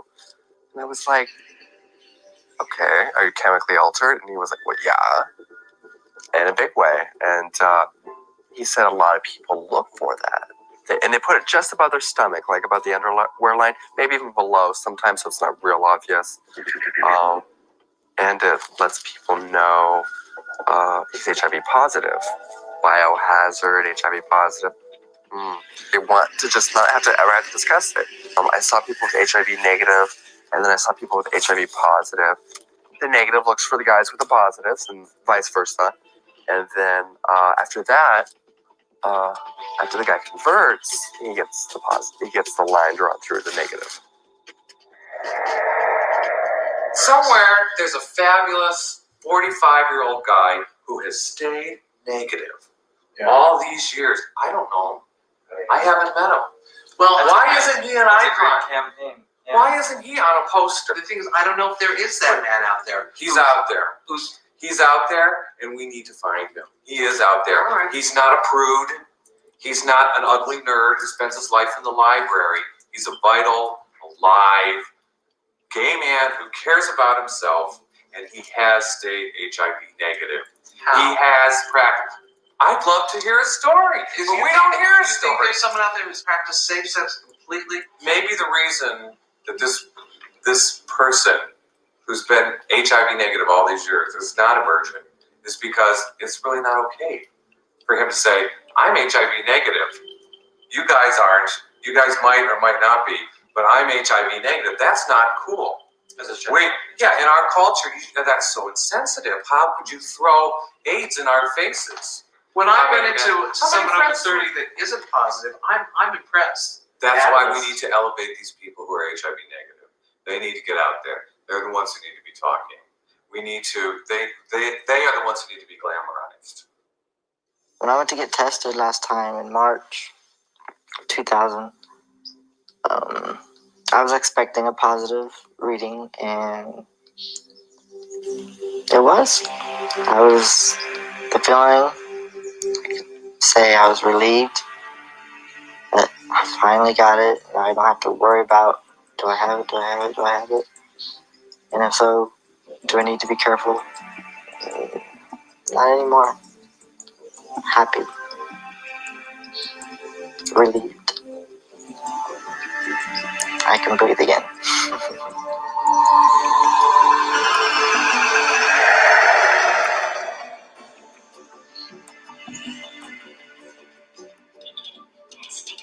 I don't know anybody that's on medication. Who wants to talk about medications during a sex party? Not me. Everybody I know, my internet friends or party friends, we don't discuss HIV because we don't care. If it happens, it happens. So why waste time talking about it? Close friends, I don't have any really close friends except for one. And we never talk about HIV. I don't even know if he is. He doesn't know I am. I had a best friend that became positive and told me, I would say, oh, it's too bad. Don't you feel better that you're positive now and you don't have to worry about it?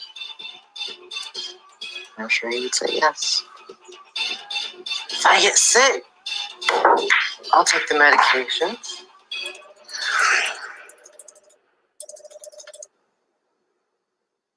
But I don't see that happening for at least 5, 10, 15 years. I always thought that I would be more content and I would be better if I was positive. When I wake up, when I look in the mirror, or when I remember that I'm positive and I look in the mirror, there's something There's this little voice in the back of my head that looks back at me and goes, happy now? Happy now? Happy now? And I'm not. I've made a terrible mistake. I've made an awful mistake, and there's no fixing that.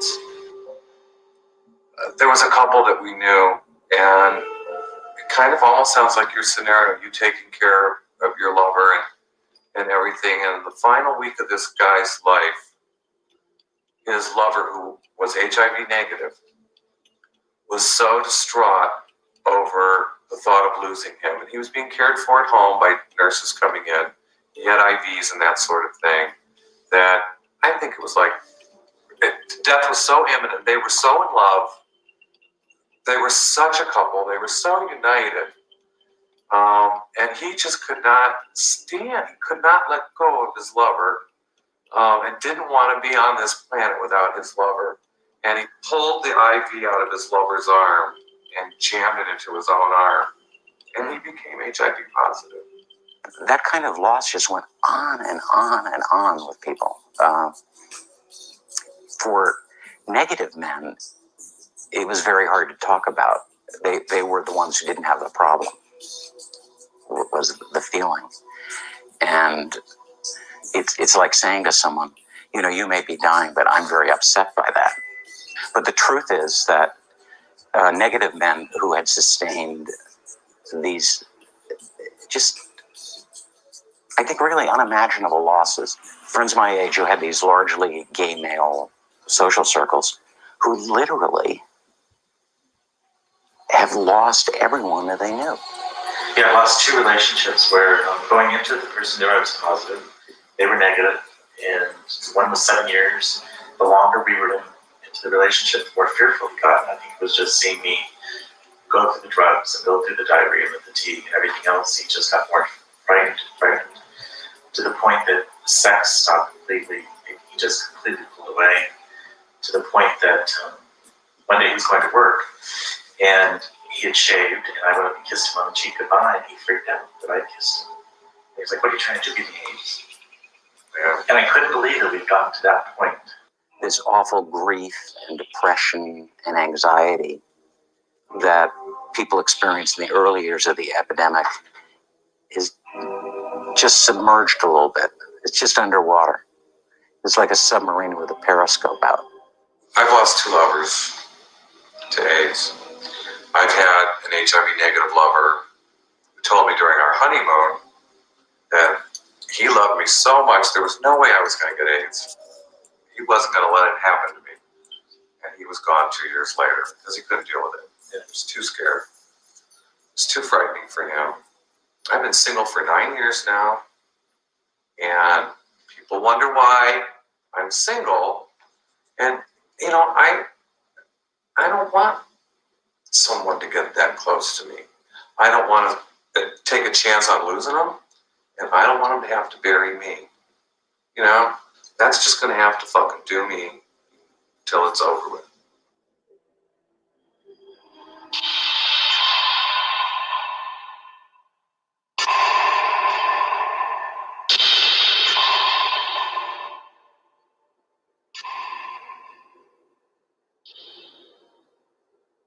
Maybe the most painful thing that's happened with HIV in gay communities is that it's divided communities, and at a smaller level, divided people. I mean, it's divided couples.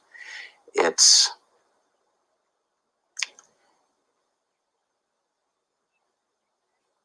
unimaginable to be that different from someone they love. When Rob found out he was positive, it was very incidental. He was getting a visa to go somewhere, and they needed an HIV test. And he believed that he was negative. And I came home, I saw on his face that he was stricken. He said, I'm positive. And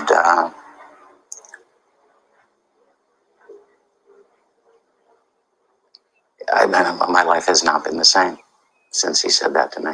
I'm talking to my very old friends, John and Ella. I'm telling them about this. You know, Rob is HIV positive. Ella shrieks. And she keeps saying to me, but what about you? And I didn't even know what she was asking. You know, I didn't even know. She kept saying it, but I kept not answering it because I didn't know what the question was about. Finally, she just insisted on it. She said, what about you? Are you positive? And I realized that in a way I hadn't thought of it, that I hadn't thought of it, or I just assumed I was.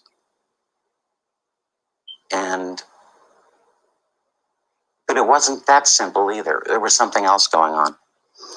And I thought about it, and I realized that I hoped I was. Assuming that if he was positive, well, I had to be like him about that. I mean, that I couldn't be different about something that important. So Rob wanted to get another test, and I wanted to get a test. And when I think about it, I wanted to get the test to confirm that I was positive. The county worker said, your test is negative. And I immediately burst into tears. It was like instantly. And I drove immediately to John and Ella's house. John answers the door. And I'm standing there like this. Like, you know, help me. I think, you know, help me. And crying with it in the helmet. And John, they knew I was getting a test. And John said, oh my God, Walt is positive. And I said, no, I'm negative. And John kept saying, Walt is positive, and I kept negative. And when they finally understood this, I'm just reliving all of this. You know, this is like 15 years ago. Why are you crying? It's negative. Because I'm negative. And Rob is not. I couldn't bear it. You know, it's just, I'm amazed at how powerful this is to me all these years later. I stood there, I wanted John to help some way. You know, to help me through this. None of this be true. And then 7 years later, Rob died.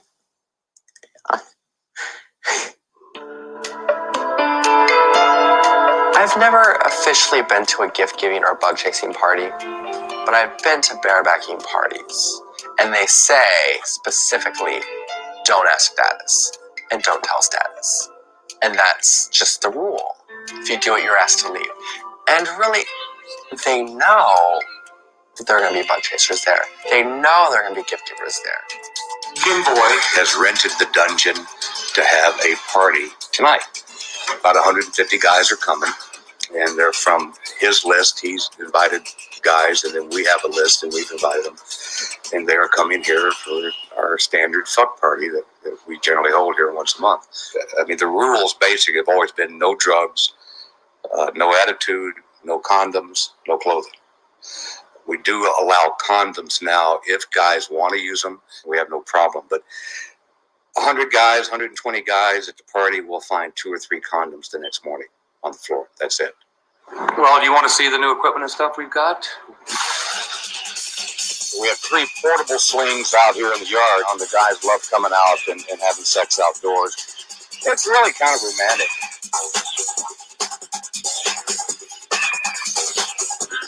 Well, we actually call that the fuck you. The Southern Baptists wouldn't take too kindly to that, but you know, it's made exactly the right height. So the bottom boys can get on it and the tops do their thing. So we designed it, and it's been pretty popular. And generally the parties are split between fucking and fisting, and the fisting guys will tend to stay over in this area here. And then the guys over here just for the fucking, then will take care of the rest of it. I've been in the hospital 3 times whenever we spoke. Since then, I've been in the hospital twice. Parties are very popular, and there's no judgments made one way or the other about the type of sex that the guys are going to have. And Bill will say that barebacking didn't have anything to do with it. However, I somewhat disagree. but the action is pretty hot and heavy here. I mean, it starts just almost immediately. You know, I still do it. It's my choice. I enjoy it. You know, I don't like to use a condom. There are a lot of dangers to barebacking. I don't play at the parties as much as I used to because I do tend to get sick easier than most people. And some of the diseases I have, like I said, they don't know what they are. The party tonight is a birthday party for one of the guys. That's also one of our models. He's been in several of our videos. And we're going to set this room up so that we can film it. He wants us to shoot his birthday party. And he's going to be here in the sling, and guys will just come in and have sex with him. Okay, open your present. There it is. Here, this is going to be his birthday present, I guess. They'll just come open these drapes and unwrap their present. It's going to be a wild time. As you can see, it's a small room, so we're not going to be able to get probably 12 people in here at a time. And I will be 28 on the 7th of August. I'm not worried right now about getting anything else, like any STDs, because I want to have fun right now. I don't want to have to worry about it. Hopefully there'll be around 300 people. Hope they show up.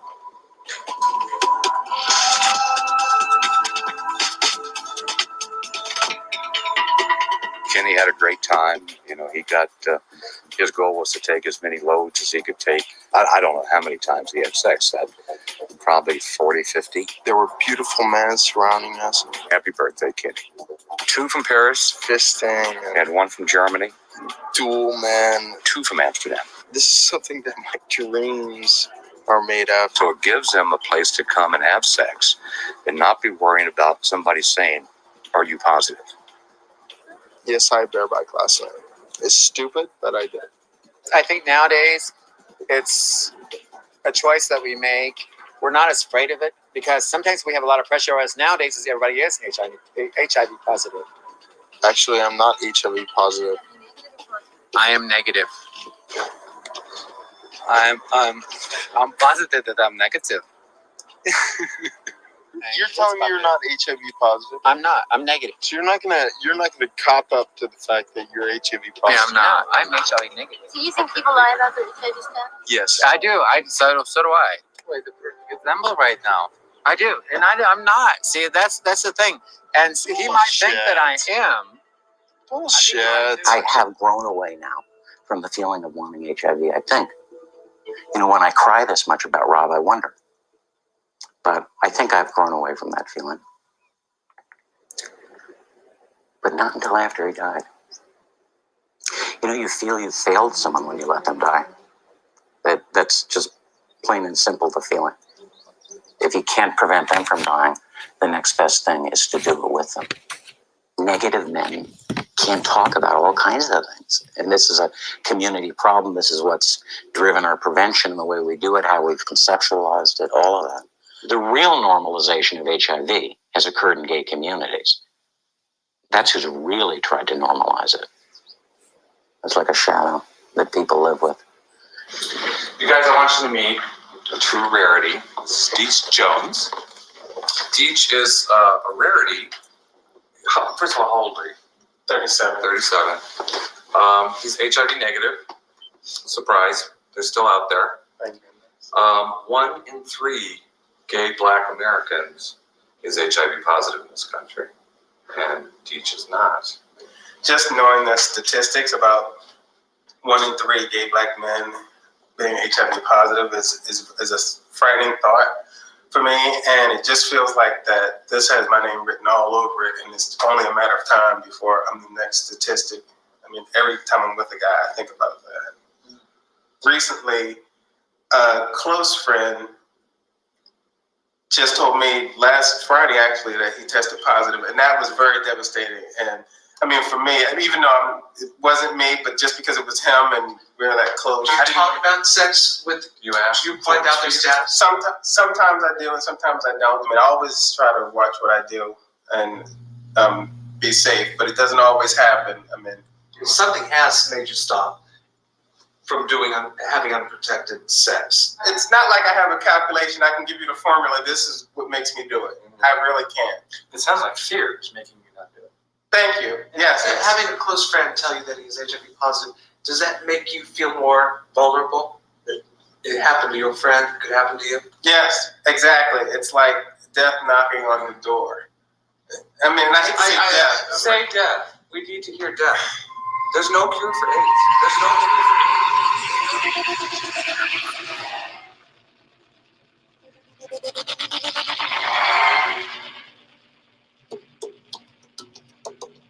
Now this I find amazing. Like you said earlier, all they make me want to do is have sex. Yeah, exactly. That one's giving me a boner right now. I want. They're incredible. And not one of them looks ill. They look like they have the gift you want. That's what they look like. Oh, yeah. You know, of all these posters, there's only two that I think are relevant. Don't throw in the towel. It's there. You know, there's no naked guys. Yeah, but what is don't throw in the towel, man? Don't give up being your vigilance. Don't get complacent. Stay safe. And then this one, bang, you're dead. You're dead. No, I like that better than don't throw in the towel. The point is, it's not working. The statistics are going up. These aren't working. We need something different. One of the reasons upstairs I said something about why do HIV negative people need beer bus.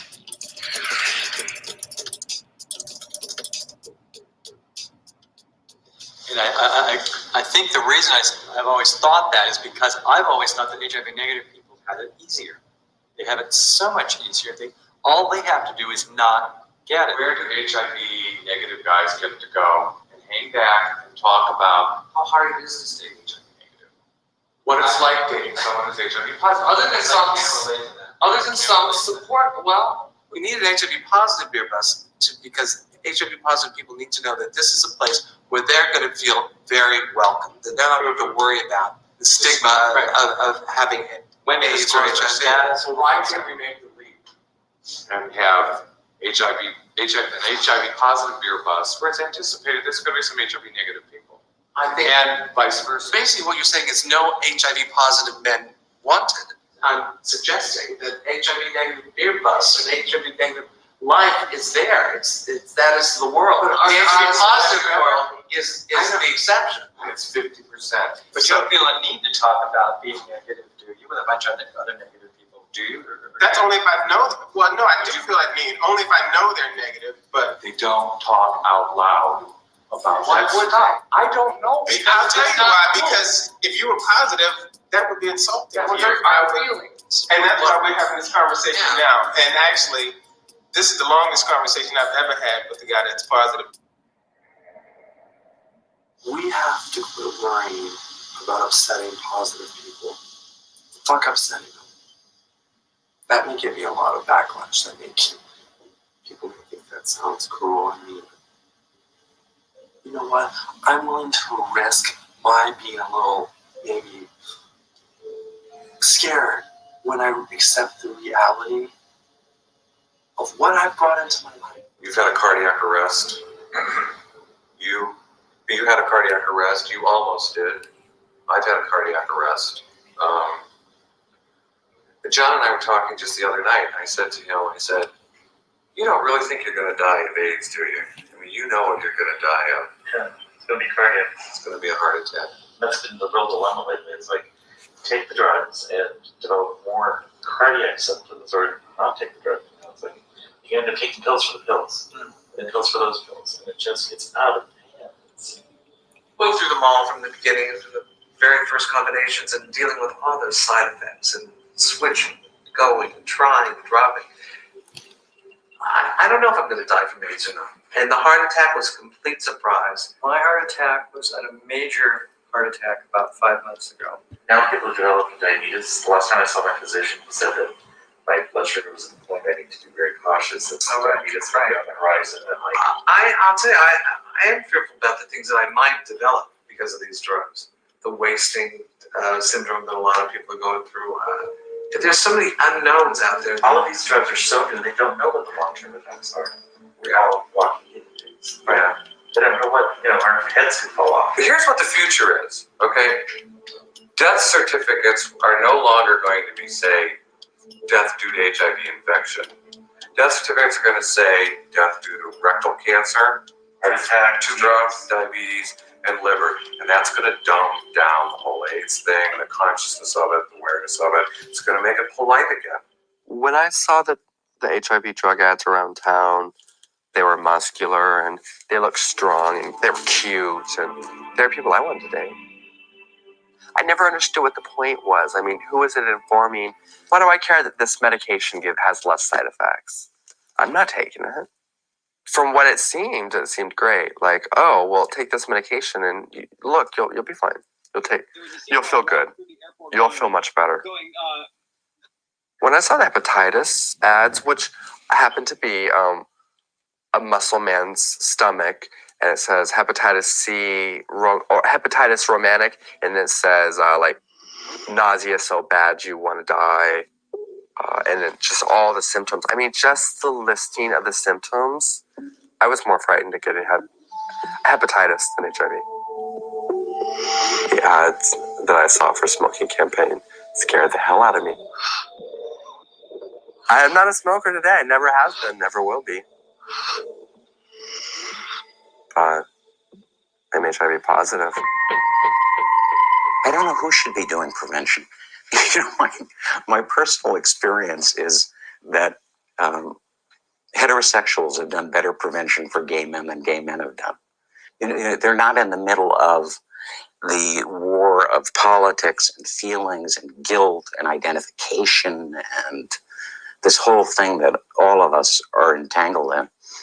I'm doing meds now. It's a pain in the butt. Everyone says the same thing. Oh, you'll get used to it.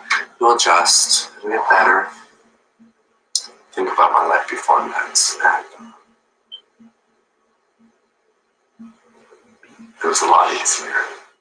We have to recognize that HIV status has some effect on how we feel about things, and therefore how we think about things, and therefore on what we do and don't do. And that given the history of prevention, which, I don't know if it's a miserable failure, but it's pretty close.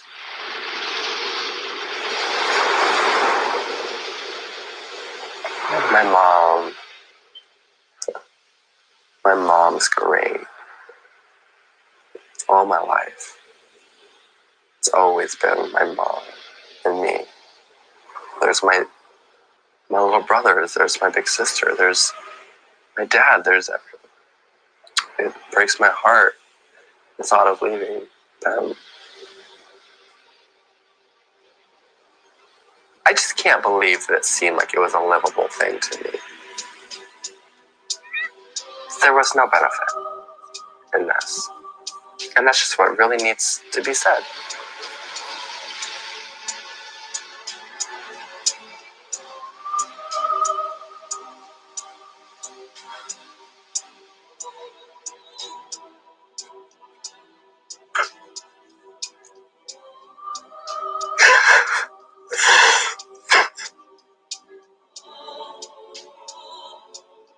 So hard.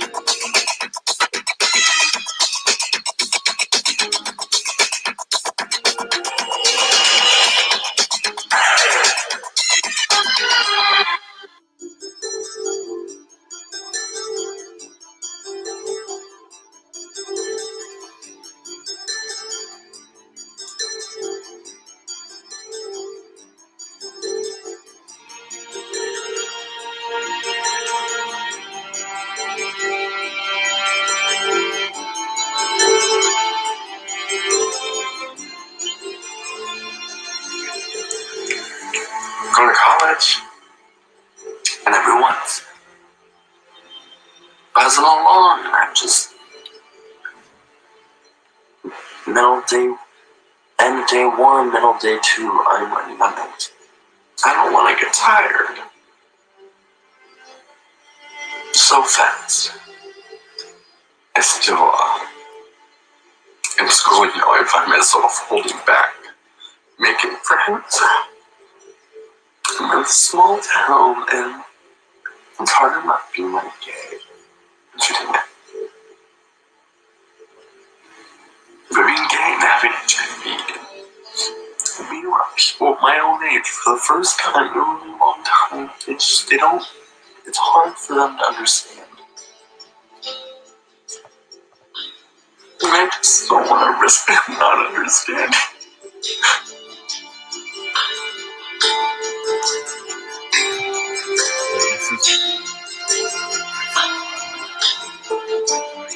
Ladies and gentlemen, we ask that you join us now as the Golden State Gay Rodeo Association performs the ceremony of the riderless horse. The ceremony of the riderless horse symbolizes the end of the relationship between horse and rider. One last ride into battle, one last march down the parade route. A farewell to comrades left behind.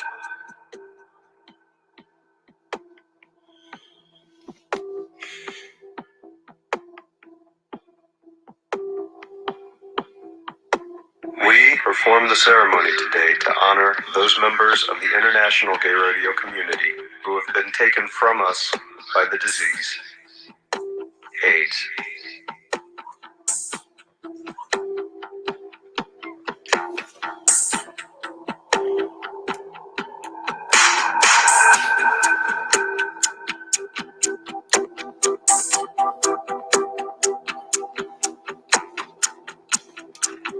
We've lost so many. We love you and we miss you. And we know you ride with us today.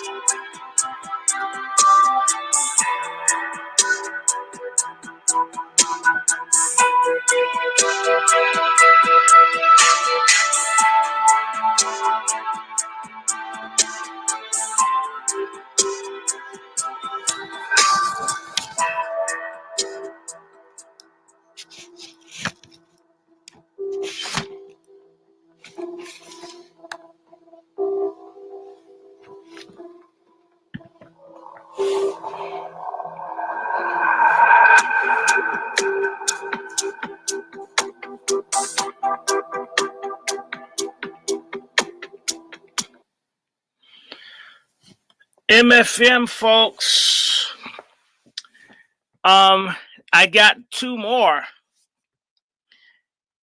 If the rich, affluent, white gay men are miserable, what the hell will our broke-ass black folks with health, medical, and financial disparities 10 times less than them going to do?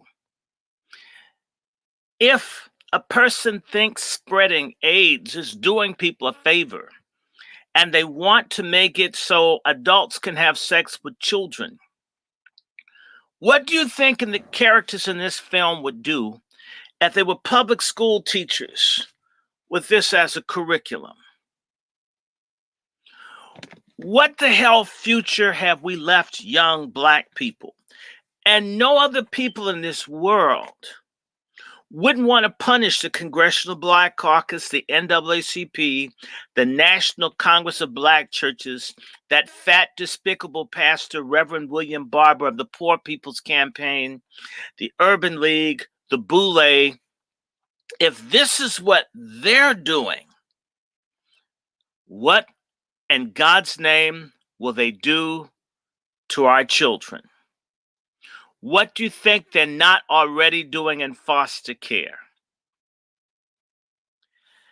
This should be a no-brainer that we don't need this.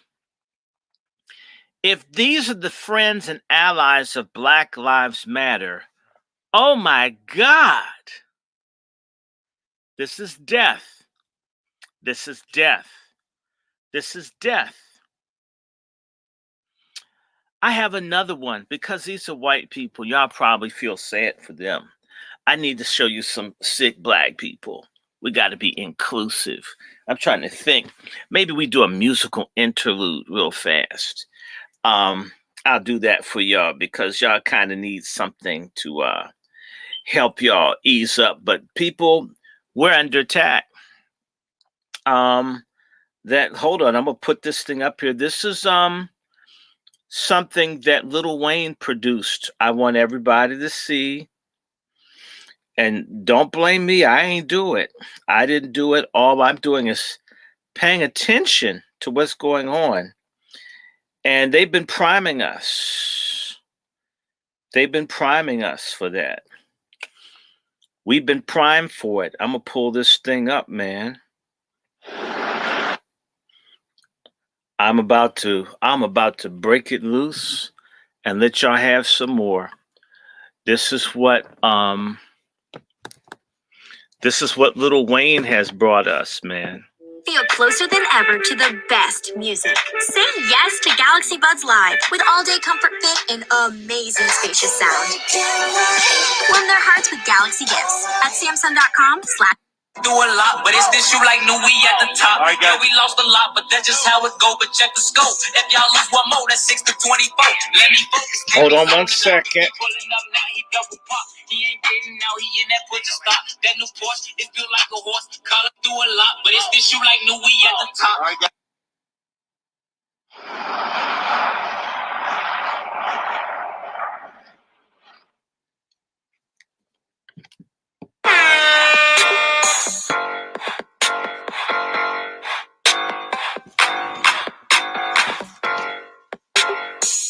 About to make them dance now.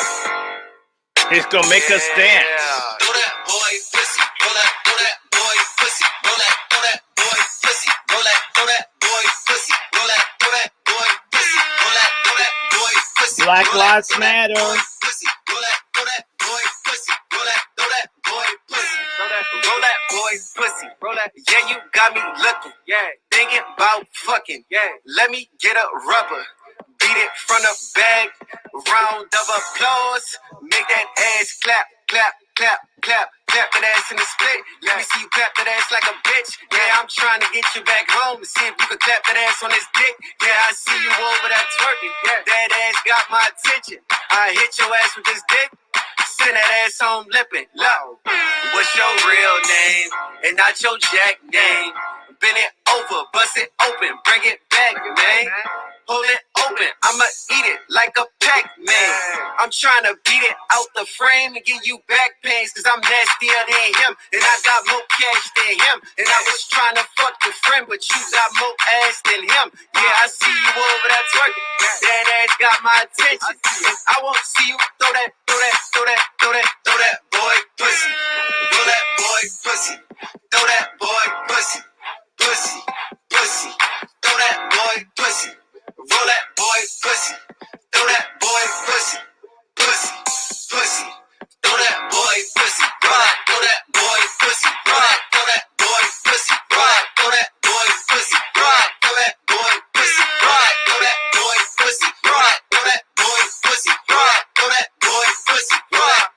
Man, I'm cool with his and hers, but I'm about that his and his. Let me eat that boy pussy. It tastes good like M&M's. I'm gon' bust that ass open and send you back home to him. Then I kick that shit like Biz Marquis and say you just a friend. Look, throw that head back like you got a 27. Yeah, throw that ass back like you riding an 11. Okay, bend it over, show them ratchet hoes who you better than. All them hoes broke, all them hoes is irrelevant. Throw that ass, I'ma catch it, yeah. Beat it, yeah. Stretch it, yeah. Eat it, yeah. Pass it, yeah. Cause I ain't trying to arrest it, okay. And I ain't trying to handcuff it, yeah. You throw that ass like it's nothing, but I won't see you throw that boy pussy. Roll that boy pussy. Throw that boy pussy. Pussy, pussy. Throw that boy pussy. Roll that boy pussy. Throw that boy pussy. Pussy. Pussy. Throw that boy pussy. Roll that boy pussy. Throw that boy pussy. Pussy. Pussy. Throw that boy pussy. Roll that boy pussy. Throw that boy pussy. Pussy. Pussy. Throw that boy pussy. Roll that. Throw that boy pussy. Roll that. Throw that boy pussy. Roll that. Throw that boy pussy. Roll that. Throw that boy pussy. Roll that. Throw that boy pussy. Roll that. Throw that boy pussy. Roll that. Throw that boy pussy. Roll that. Throw that boy pussy.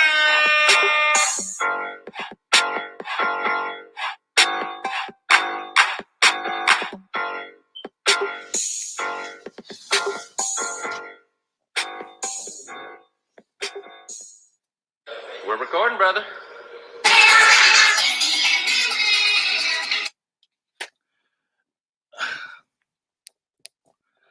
Lil Wayne produced a song. Some of you buy Lil Wayne's material.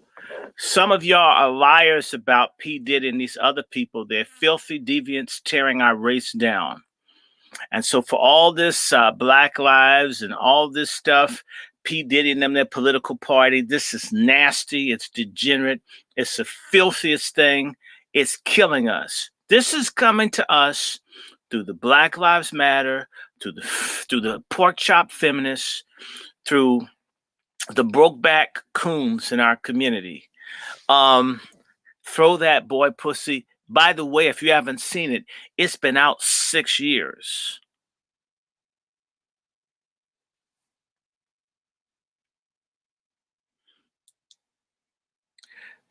Let me just bring, because y'all were watching the white people. Y'all act like we black folk don't have a problem. We damn sure do. Hold on, I'm going to bring this shit home.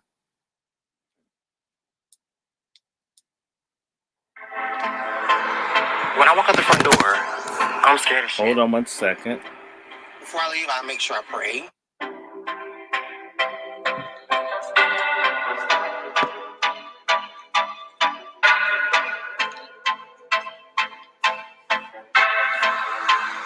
When I walk out the front door, I'm scared of shit. Before I leave, I make sure I pray. Say me a prayer. God bless me to make it to the store and back home safely. I feel like people know that I'm HIV positive, even if they don't know. Some people just don't really agree with the whole homosexual thing. They will say stuff like "you fag" or "you bitch" or whatever else, and I just keep walking as if I don't hear them. I pay them no mind at all. I'm not in that comfort zone where I can just walk and dealing with these people dying that are gay. I just think that it could be me. Like, that would be me.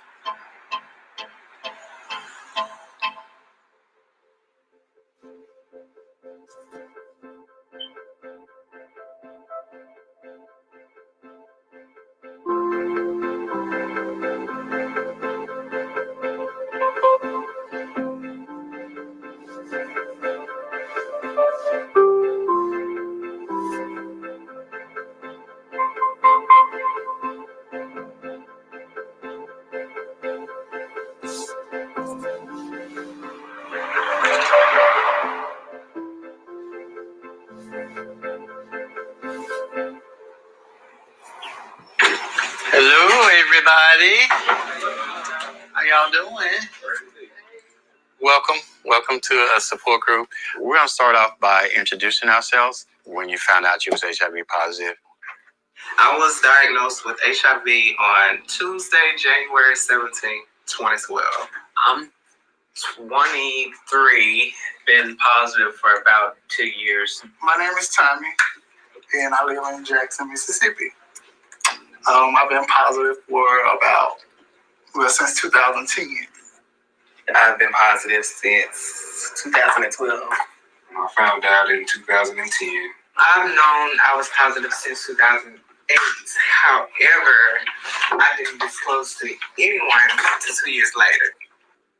I'm Ravosky Mays, better known as Ro, 20 years old. I found out I was positive last year of October. When I found out, I was scared, devastated, but I'm in a better place now.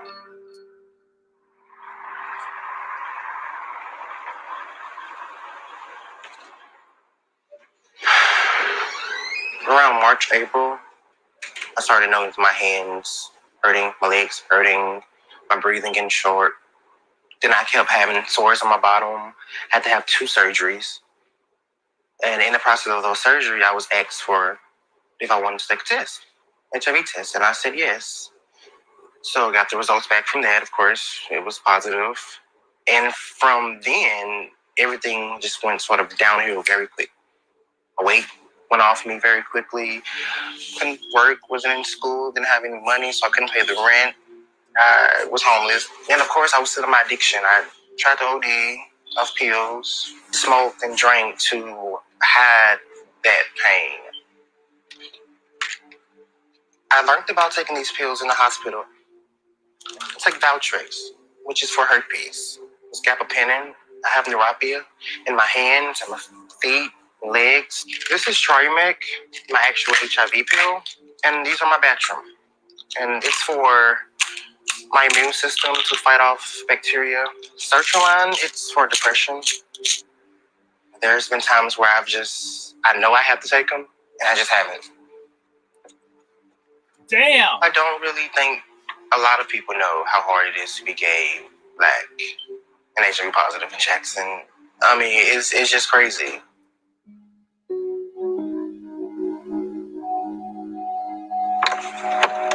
Jackson, Mississippi as a state has a very high mortality rate for people who are HIV infected. So if you live in Mississippi, your chances of dying of HIV or AIDS are much more higher than if you live in any other state in the Union. Open Arms is the only place of its kind in the whole state of Mississippi. Our mission is to be a medical home for LGBT people who live in the city of Jackson and surrounding areas. You know, the rooms are very small, as you can see.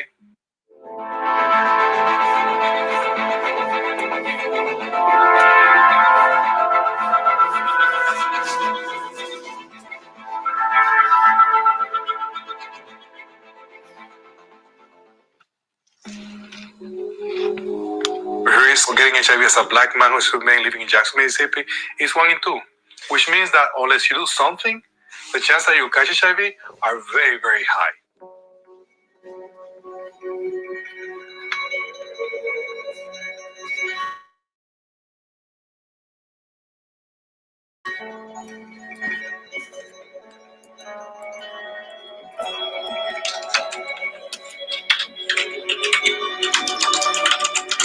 The HIV epidemic in Jackson is critical.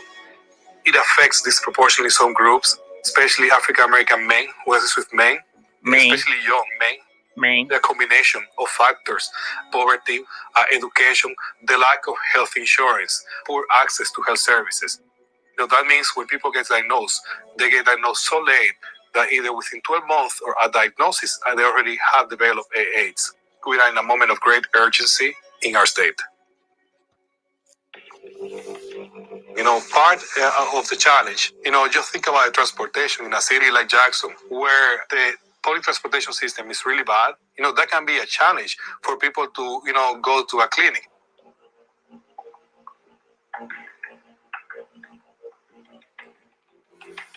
Even though Jackson is the capital of Mississippi, it's not like living in New York or LA or even Atlanta. If we didn't have the service that we have now for transportation, I think a lot of these people would miss their appointments because they wouldn't have ways to get there. And what I'm about to do now is go pick up one of our clients. Who I'm picking up is Jamarius Butler. He has become one of my many kids. Hey, Dad. Hey, baby. How are you? I'm good. Okay. Are you ready? Mm-hmm. Okay. So over the last year or so, we thought that we were going to lose Jamarius. How many times you was in and out of the hospital? Over 10 times. I was just tired of fighting it. At the time, I had no support system. Me and my family are not close. We wasn't close then, and we're really not close now. So I felt like I was fighting a battle by myself. I've been there. In 2005, I was diagnosed with HIV. I, ignored it. So I went a year without treatment, and this is a picture of what I looked like back in those days. And I really think if it wasn't for the support of my family, my mother and my entire family, I don't think I would be here. So this support is very helpful for them.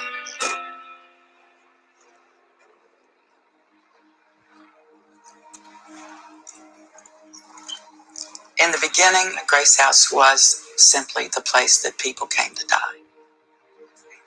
You got any new clear numbers for me? Because I've got to turn in the report yesterday. We became an organization that provides housing and supportive services for men, women, families, however those families define themselves, living with HIV. Do you want it? Yeah.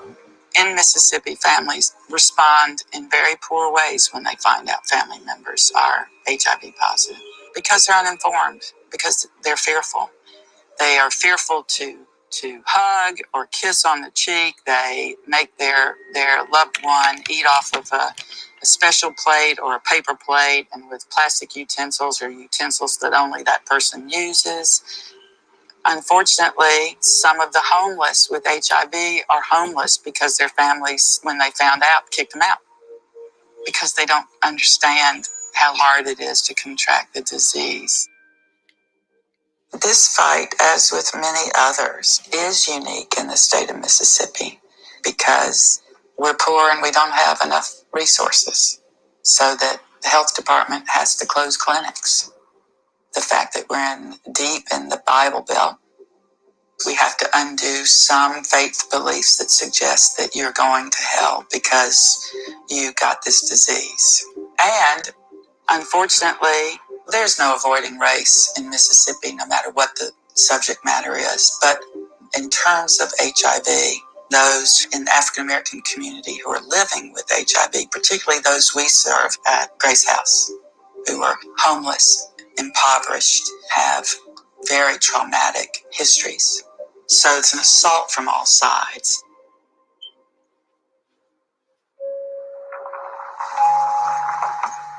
It's harder to be gay in Mississippi.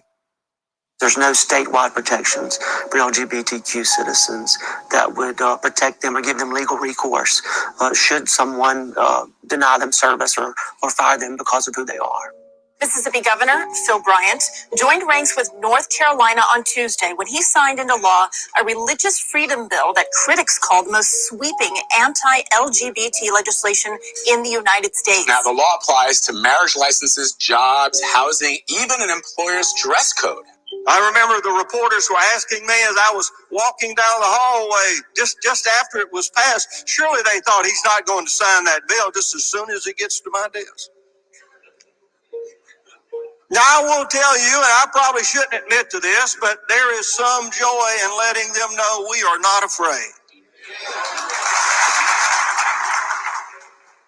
There's something about Mississippi that there's still this tendency to cover things up and not talk about things that are important and things that might be controversial. And certainly the HIV epidemic is. The federal funding very often that we receive for prevention and for treatment can be directed towards abstinence-only education. Our sex ed education laws state that teachers, instructors should instruct that same-sex intercourse is prohibited by state law. Because of the stigma, because of the homophobia that exists, people are reluctant to talk about their orientation with their medical provider. These kind of discriminatory laws increase the kind of self-hatred that exists among LGBTQ Mississippians. People say to me very often, they say, well, it must be very hard for you to be a gay man in Mississippi. And yeah, there are challenges for being a gay man, but I'm also a gay white man in Mississippi. And so there's some privilege that comes along that we have to acknowledge. I tell people, imagine what it's like for a gay person of color. It can be incredibly challenging. I've always grown up in the church, singing in choir. My mom was a Sunday school teacher, so she would always throw that out there. You know that's wrong. You're going to hell, and God forbid. And I'm just like, you're making this harder for me. I tried to separate as long as I could, as far as me being gay and, and then being a Christian or whatever. I would leave that at home, the gay at home, and just take the Christian with me to church. It was a struggle to force myself to like females because I know that that's the right thing to do. But this is who I am. I can't change that. You know, I repent. I pray. I have one-on-one conversations with him. I feel like what he does is for a reason.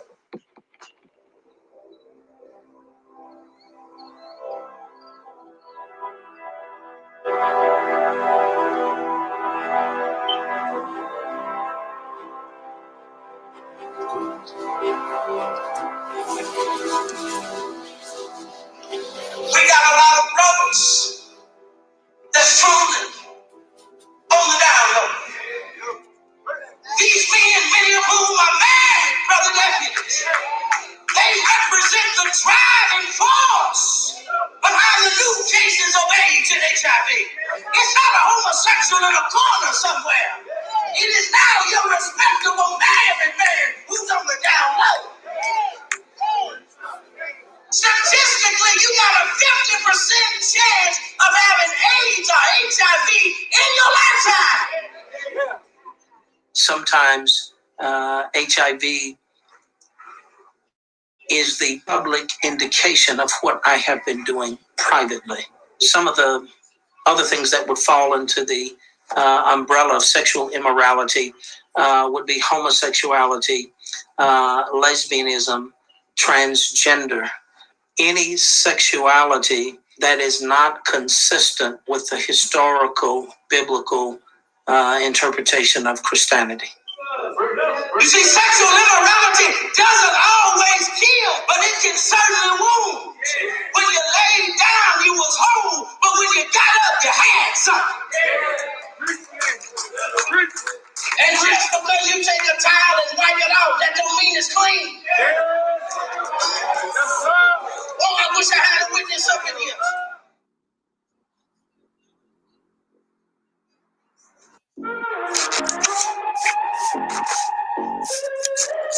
Where there's closeness, there's a spark. Closeness you can feel with Durex Extra Sensitive Condoms.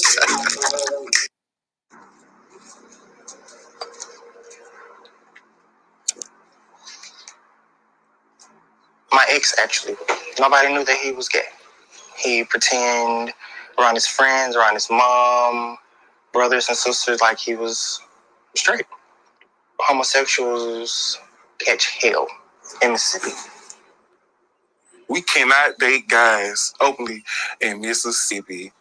I've been caught in the act as a child, and I've got beaten. I'm talking about belts, switches. I don't want to, put my life in jeopardy. People knowing that I'm gay. There are more guys that are on the DL than we believe here in Mississippi.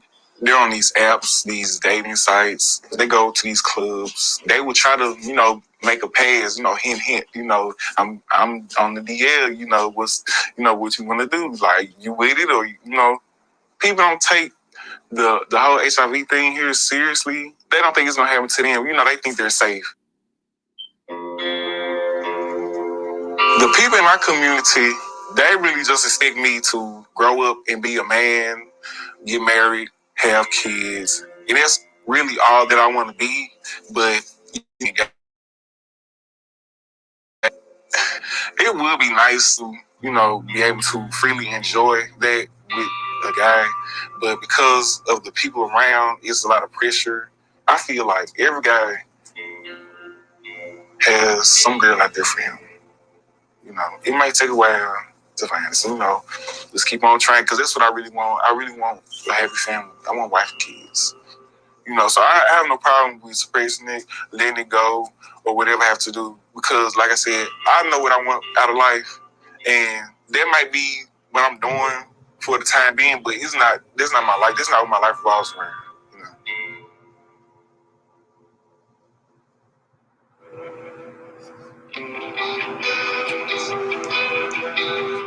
It's a blind dog. Sometimes he gets along better than me. I was diagnosed with HIV. I was living a life of God knows whatever.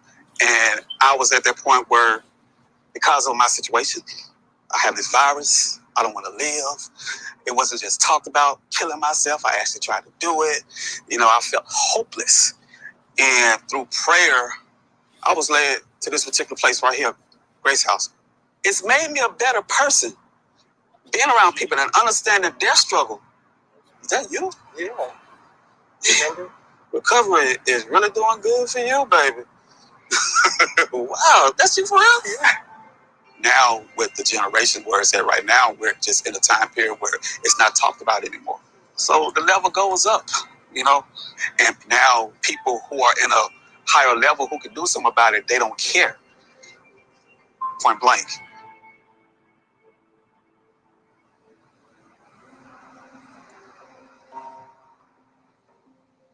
I can tell you from the experiences that many of my patients have told, very often, people go to a physician and with a lot of embarrassment, they are able to tell the doctor, doctor, I have sex with men or I'm gay. And very often that clinician either ignores that or is not very well informed about what to do next. We can estimate that probably half, if not a little bit higher, of the people that we know are HIV infected are not receiving care.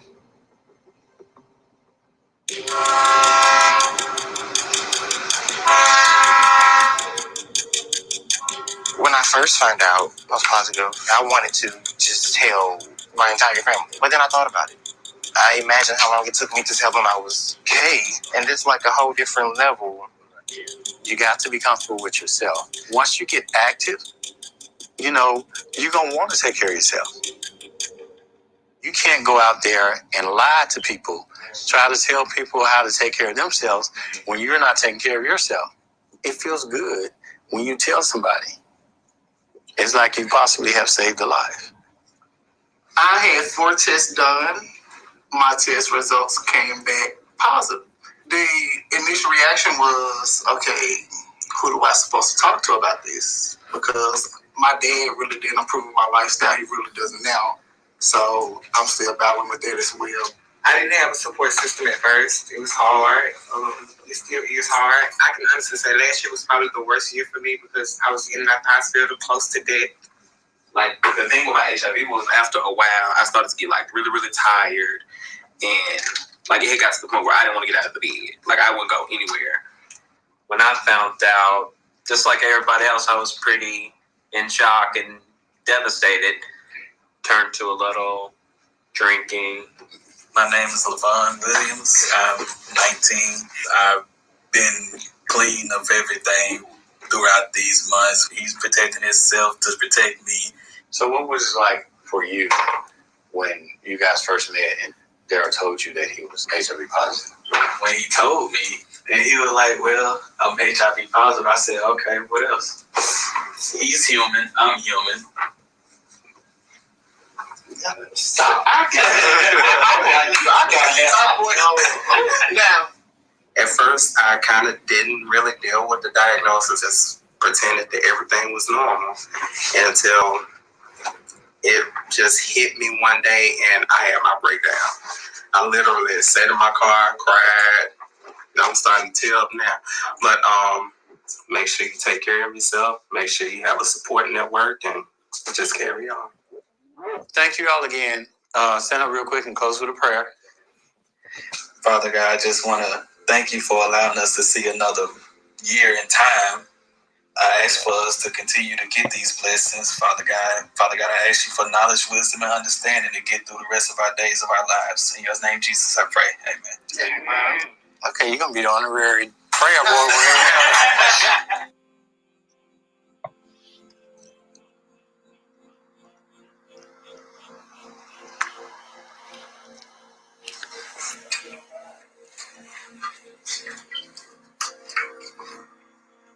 After the people would die, right here at Grace House, they didn't have any family who cared, or didn't have any family with finances, they would take upon themselves and do them a memorial and place their ashes here. This angel has been here for 2 years, and nobody has decided to bring it out here. It symbolizes the memory of someone from here, right here in this spot. There's a guy who was cremated and buried here. I thought that it would be nice to give him something, like a present. I mean, I would want somebody to do it for me, so I thought to do that.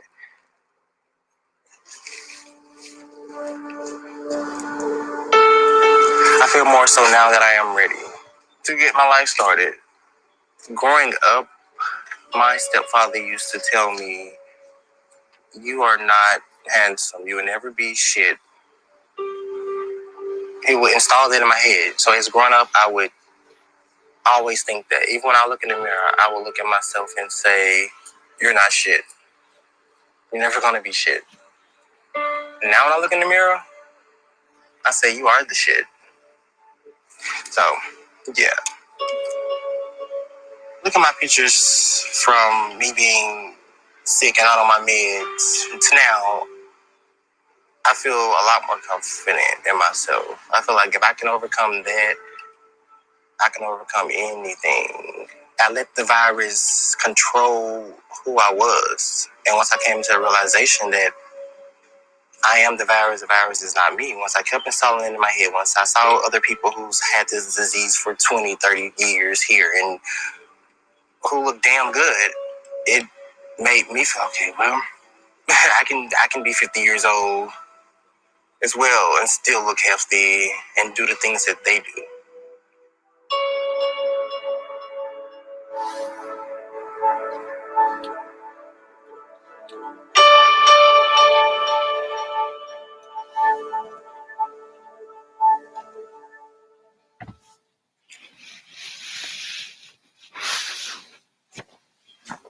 Okay, y'all.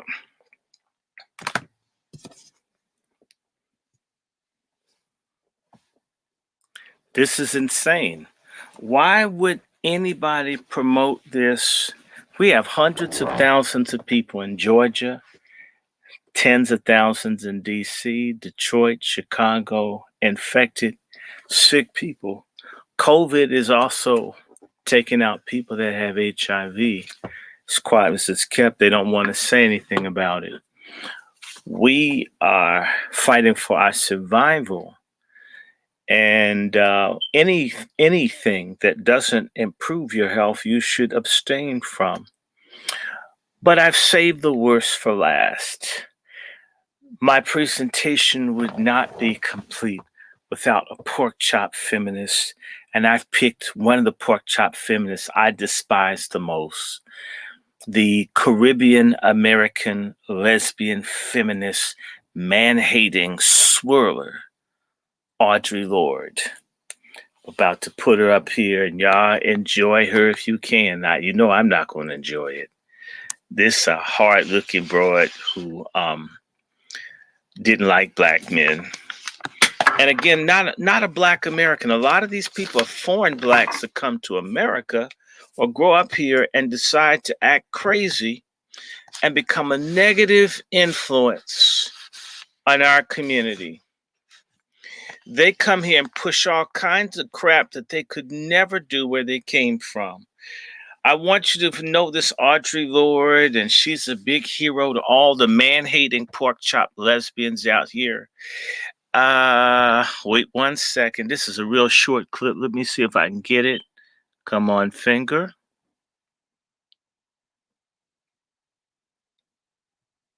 Hold on.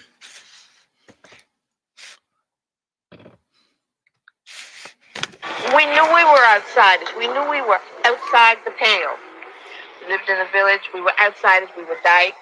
She was a dyke. A lot of us were artists. We hated typing.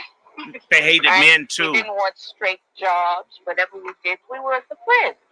Now this, of course, was the 50s. It was like the gay girls' version of the beatniks. You have to remember that the lesbian gay girls, because that's what we would call the gay girls population, was a reflection of what else was going on, right, around us. And that was the era of let's pretend this is the best of all possible worlds. This is exactly what we choose, right? And this is it. So like nobody talked about racism. Right. So if something happened to me in a bar, I couldn't count on anybody standing up and covering my back. A white lesbian would not stand up to cover my back. They may say, personally, oh, isn't that too bad it happened to you? But not, hey, this shouldn't happen, period. You need to begin with a movement, which is what Black Power and the Civil Rights Movement was. Then, immediately within it, you are going to get those people whose differences are not being articulated, which is, right, us. So then there is immediately another step. Okay. In other words, civil rights for Black people collectively isn't enough because they need their sex stuff addressed. Are y'all getting me? It wasn't so easy back then, yesterdays, to be out and to be a lesbian. Audre Lorde, who's a Black lesbian feminist poet, writes about it extensively in her new book entitled Zami, A New Spelling of My Name. She talks about what it's like growing up in a West Indian household in Harlem and coming out in the 50s in Greenwich Village. Let's listen as she reads from her new book, Zami. I remember how being young and Black and gay and lonely felt. A lot of it was fine, feeling I had the truth and the light and the key, but a lot of it was purely hell. There were no mothers, no sisters, no heroes. We had to do it alone, like our sister Amazons, the riders on the loneliest outposts of the kingdom of Dahomey. We, young and Black and fine and gay, sweated out our first heartbreaks with no school, no office chums to share that confidence over lunch hour.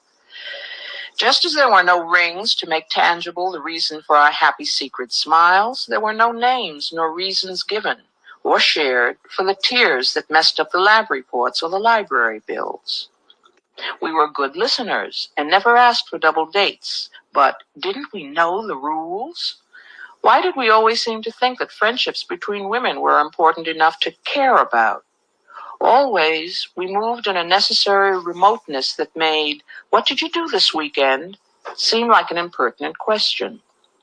We discovered and explored our attention to women alone, sometimes in secret, sometimes in defiance, sometimes in little pockets that almost touched. Why are those little Black girls always either whispering together or fighting? But always alone, against a greater aloneness. We did it cold turkey, and although it resulted in some pretty imaginative, tough women when we survived, too many of us did not survive at all. I remember Muff, who sat on the same seat in the same dark corner of the Pony Stable bar, drinking the same gin year after year. One day she slipped off onto the floor and died of a stroke right there between the stools. We found out later her real name was Josephine. During the 50s in the village, I didn't know the few other Black women who were visibly gay at all well. Too often we found ourselves sleeping with the same white women. We recognized ourselves as exotic sister outsiders who might gain little from banding together. Perhaps our strength might lay in our fewness, our rarity. That was the way it was, downtown. And uptown, meaning the land of Black people, seemed very far away in hostile territory.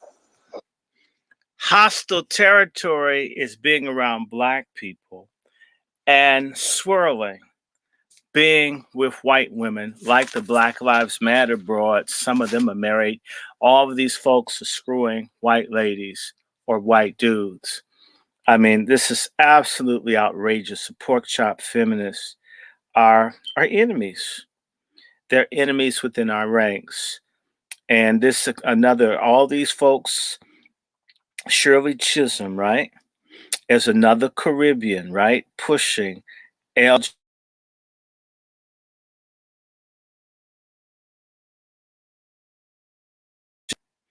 If you are LGBTQ and you're broke. By the way, no violence. I'll never support that. I want her to be popped upside the head, but I don't want what's confusing in your bedroom to be public policy. These people come to America, hook up with white people, and then impose it on Black Americans. We have enough confusion. You saw that in Mississippi. I just want y'all to understand a lot of this, like Kamala Harris and other people are often non-ADOS, non-B1, non-FBA, bringing confusion amongst us. And they are in alliances with white people who hate our guts. Let me give you one more by Audre Lorde, who's loved by Angela Davis and all the other pork chop feminists. I'll tell you a quick story.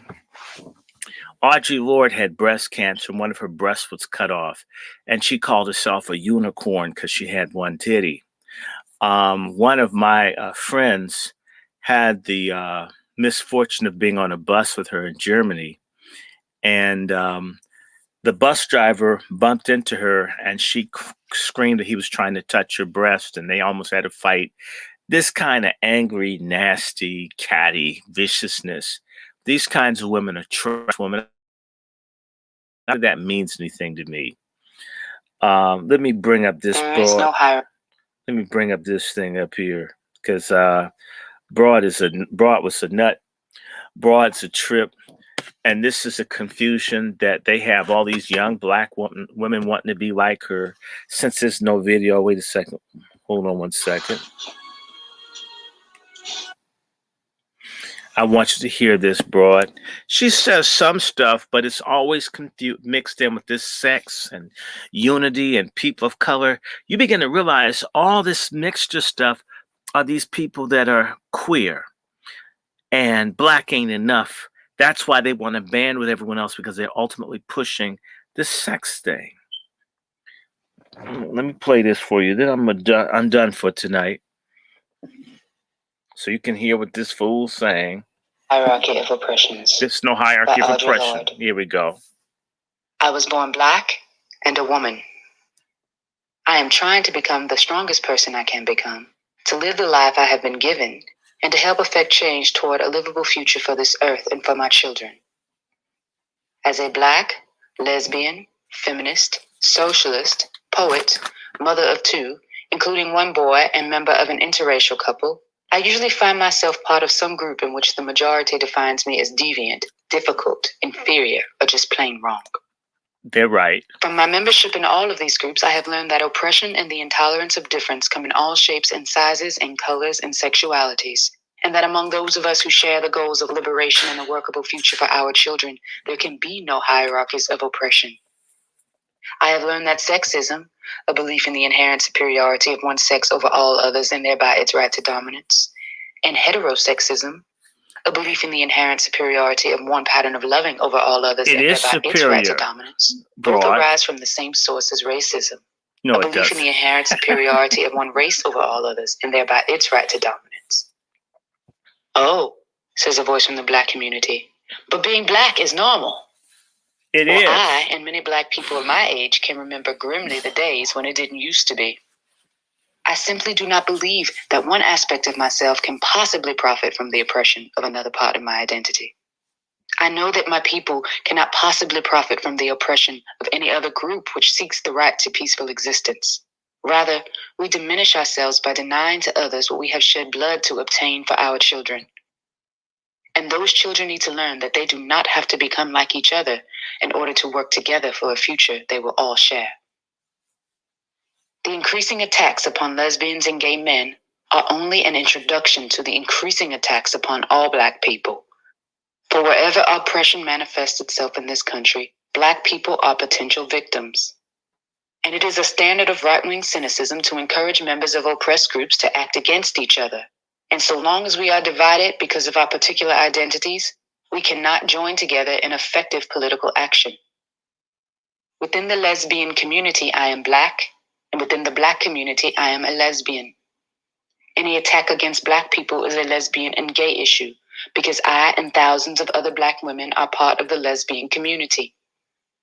Any attack against lesbians and gays is a black issue, because thousands of lesbians and gay men are black. There is no hierarchy of oppression. Gay is the new black, y'all. It is not accidental that the Family Protection Act, which is virulently anti-woman and anti-black, is also anti-gay. As a black person, I know who my enemies are.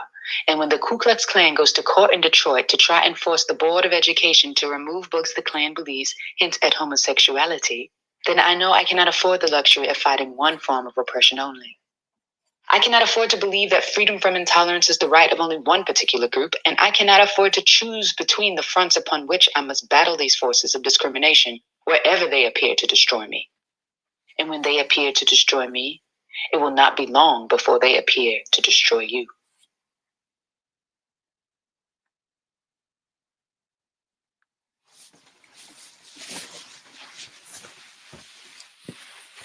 Coonbusters.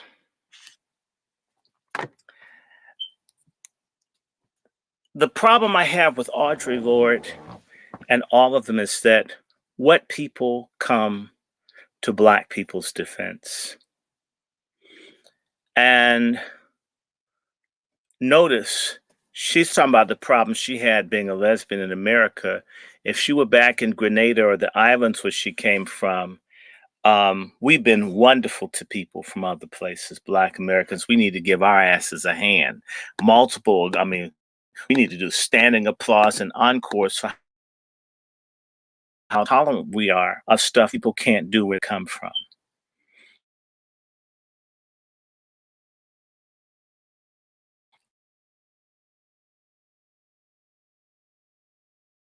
I just want to hear, didn't come from me. I ain't said it.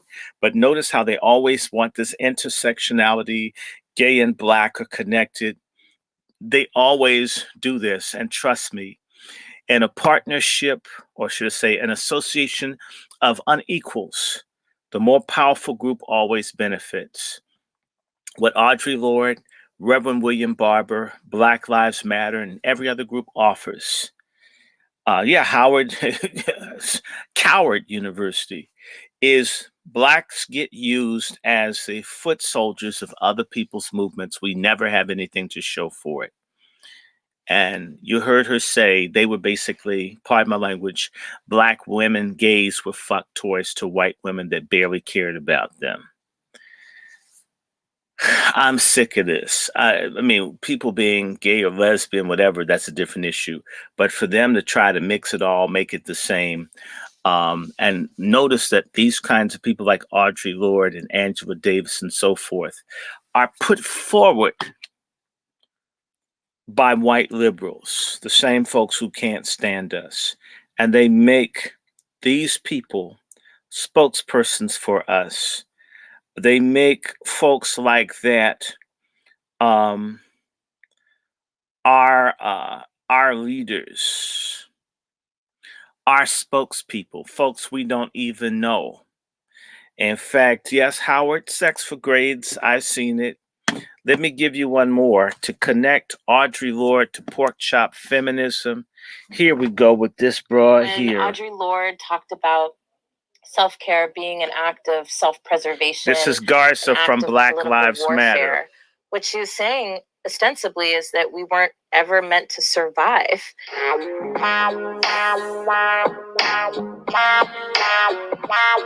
Black Lives Matter is old. One of the biggest misconceptions about self-care is that self-care is for white people who are rich or wealthy, and that self-care has to involve buying something to make you feel better. So lots of times people will say things like, go get a massage, go to the spa, take a yoga class. And all of those things cost money. There's a huge misconception that if you can't afford to do that, right, that you also are not able to take care of yourself. And I really believe that it's one of the ways in which self-care as a framework, as a concept, and as a series of practices has been really bastardized. What I think self-care actually means is having and integrating a practice of putting yourself in front in a world that doesn't encourage us to be alive, to stay alive, to take care of ourselves, to feel okay about stepping back or stepping aside so that we can nourish ourselves to be in this world another day.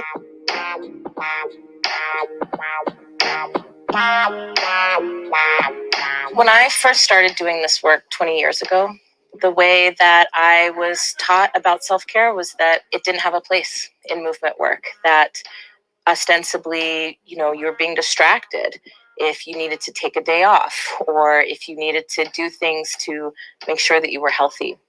And those practices, I think, come from a period where people really did feel like not only were they under the gun, but they also felt like change was right around the corner. And I think, if anything, what I've learned from some of the people that have survived that era is that we have to be in it for the long haul. What I think is kind of getting in the way is this notion that you have to completely spend yourself dry to prove that you're down, to prove that you're a part of the movement, to prove that you can take it. And the reality is, given the state of our political conditions, given the state of what's happening in this country and around the world, we should be preparing ourselves for a long fight. What is she talking about? One specific example of something that we do at the Black Futures Lab, before we start our meetings, we ask each other, how are you doing? What's something that's amazing that's happened to you this week? What's something that's causing you anxiety? What's something that disappointed you, right? We move through different questions to check in because we're so used to having to leave our authentic selves outside of our workplace to be able to cover up any pain or grief or rage or happiness or elation that we're experiencing just to get the job done.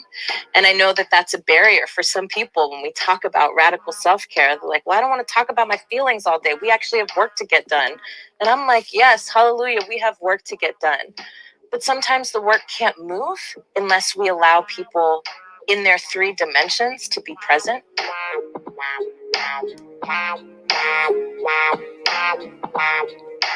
I've been a part of this work for a long time, and I've seen many institutions, movements, organizations crumble because we haven't prioritized collective care and what it means to build radically new relationships with each other and with ourselves. If we study where we've come from, what we know is that the government has created programs to create chaos and discord inside of organizations that have the potential to really change. Black Lives Matter is creating chaos and tension. I'm going to say this because I need to get off of here. People all over the country, Black Lives Matter goes in. They get the grassroots leadership to come out. They get the grassroots leaders to come out, and those folks end up locked up in jail. In Detroit and Baltimore and St. Louis and DC, all over, Black Lives Matter comes in and lures out the fighters, and they get them destroyed. So Garza is full of shit. She's a liar. These folks do not debate us. If you wonder why we can attack them so viciously, so savagely, and they never debate, they won't, because we would destroy them. These folks are garbage. They're fraudsters. They can't handle real, educated, concerned, involved Black folks. They're pushing some filth. They're pushing confusion, and they make it seem as if they're talking about something real. They're not. I'm going to stop for now. I'm going to be doing stuff tomorrow. I'm going to do everything I can to try to have about 40, 50, 60 some odd things on my channel. I hope to eventually have like 100, 200, 300 things. So there's plenty to see, plenty to look at and listen to. Thank you, everybody. Sister Cote Crow, Photo Girl, K Jr., Adagbe, all of the people that have been on. Thank you. I hope y'all learned something. I hope y'all saw. And there are other things out here that to inform to show you how horrific this movement is. There's more. I'm going to provide more. I want to remind everybody, I'm going to try my best about 8 o'clock, 8:30 tomorrow to go ahead with the Angry Black Men's Book Club. I will be looking at the issues of eugenics, LGBTQ. So I'll be taking excerpts from different books and just showing you things. I want y'all to understand what I'm talking to you about can be documented. I won't even talk much. I'll let the people themselves tell you what they know to be true. There's more more. Okay. And so I absolutely want you to do that. I knew Reverend Gomes. Reverend Gomes is deceased. I knew Reverend Gomes not that well, but I knew Reverend Gomes. I went to Harvard, of course. The last time I saw Reverend Gomes, it's been better part of 30 years. And he's deceased. I hope y'all learned something. Everybody tell me, by the way, I want to greet y'all. MFM, y'all. We need our reparations. We need our reparations, y'all. I want y'all to say MFM, y'all. And I hope y'all learned something.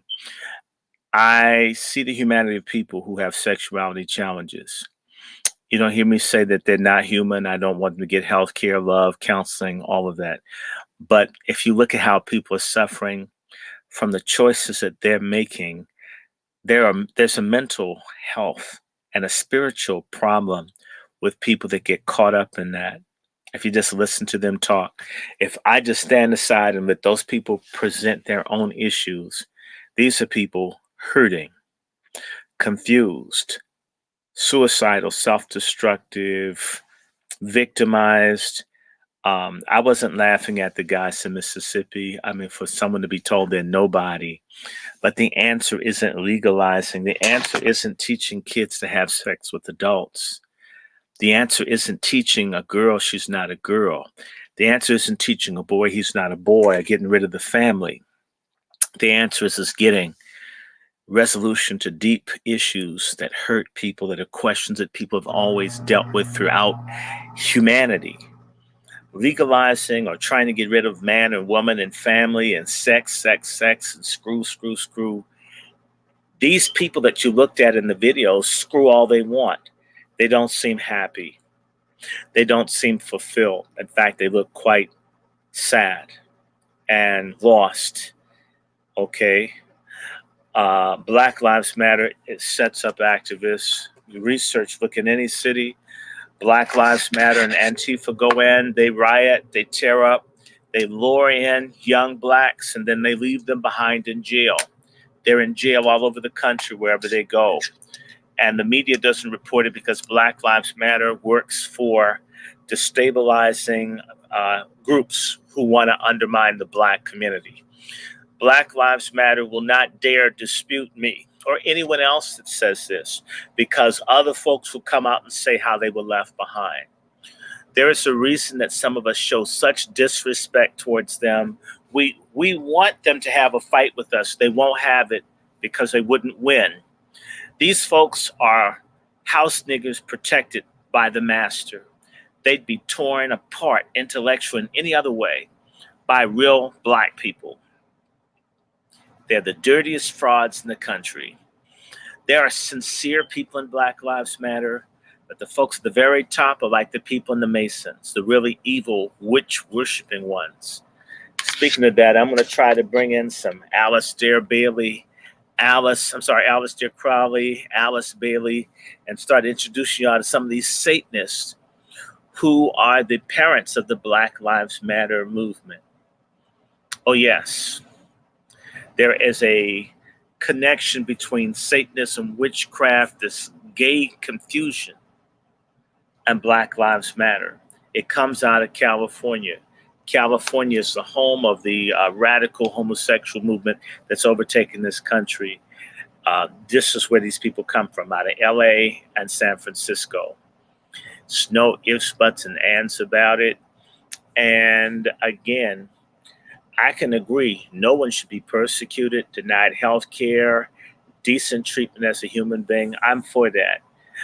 Before it was cool, I always felt people should be treated fairly and decently. But what we got now, where people are after the kiddies, oh, hell no. This is an act of war. This is an act of war. We shouldn't stand for it. I want to remind everybody, if you can, give hell, yes, OTO, that's right. Give hell to Clyburn and Maxine Waters. Their numbers are listed. We should be calling, telling these people to resign, or tell Clyburn he should be Speaker of the House. Niggas should do something. Absolutely, absolutely think, and I'll just say this for all of you, you may not like it.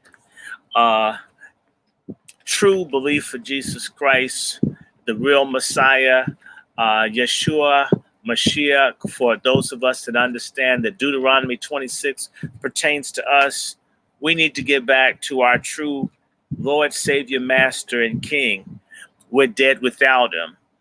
I could care less about folks in other religions' points of view. None of them have shown me anything that they're going to bring about any change that matters for us. So, yeah, I'm for Jesus, whether you are or not. I stand on that. On Christ, the solid rock, I stand. All other ground is sinking sand, especially that Black Lives Matter sand. Get the hell off of it. Who you going to call? Coon busters. I'm out. Good night. I hope people learn something. I hope people learn something.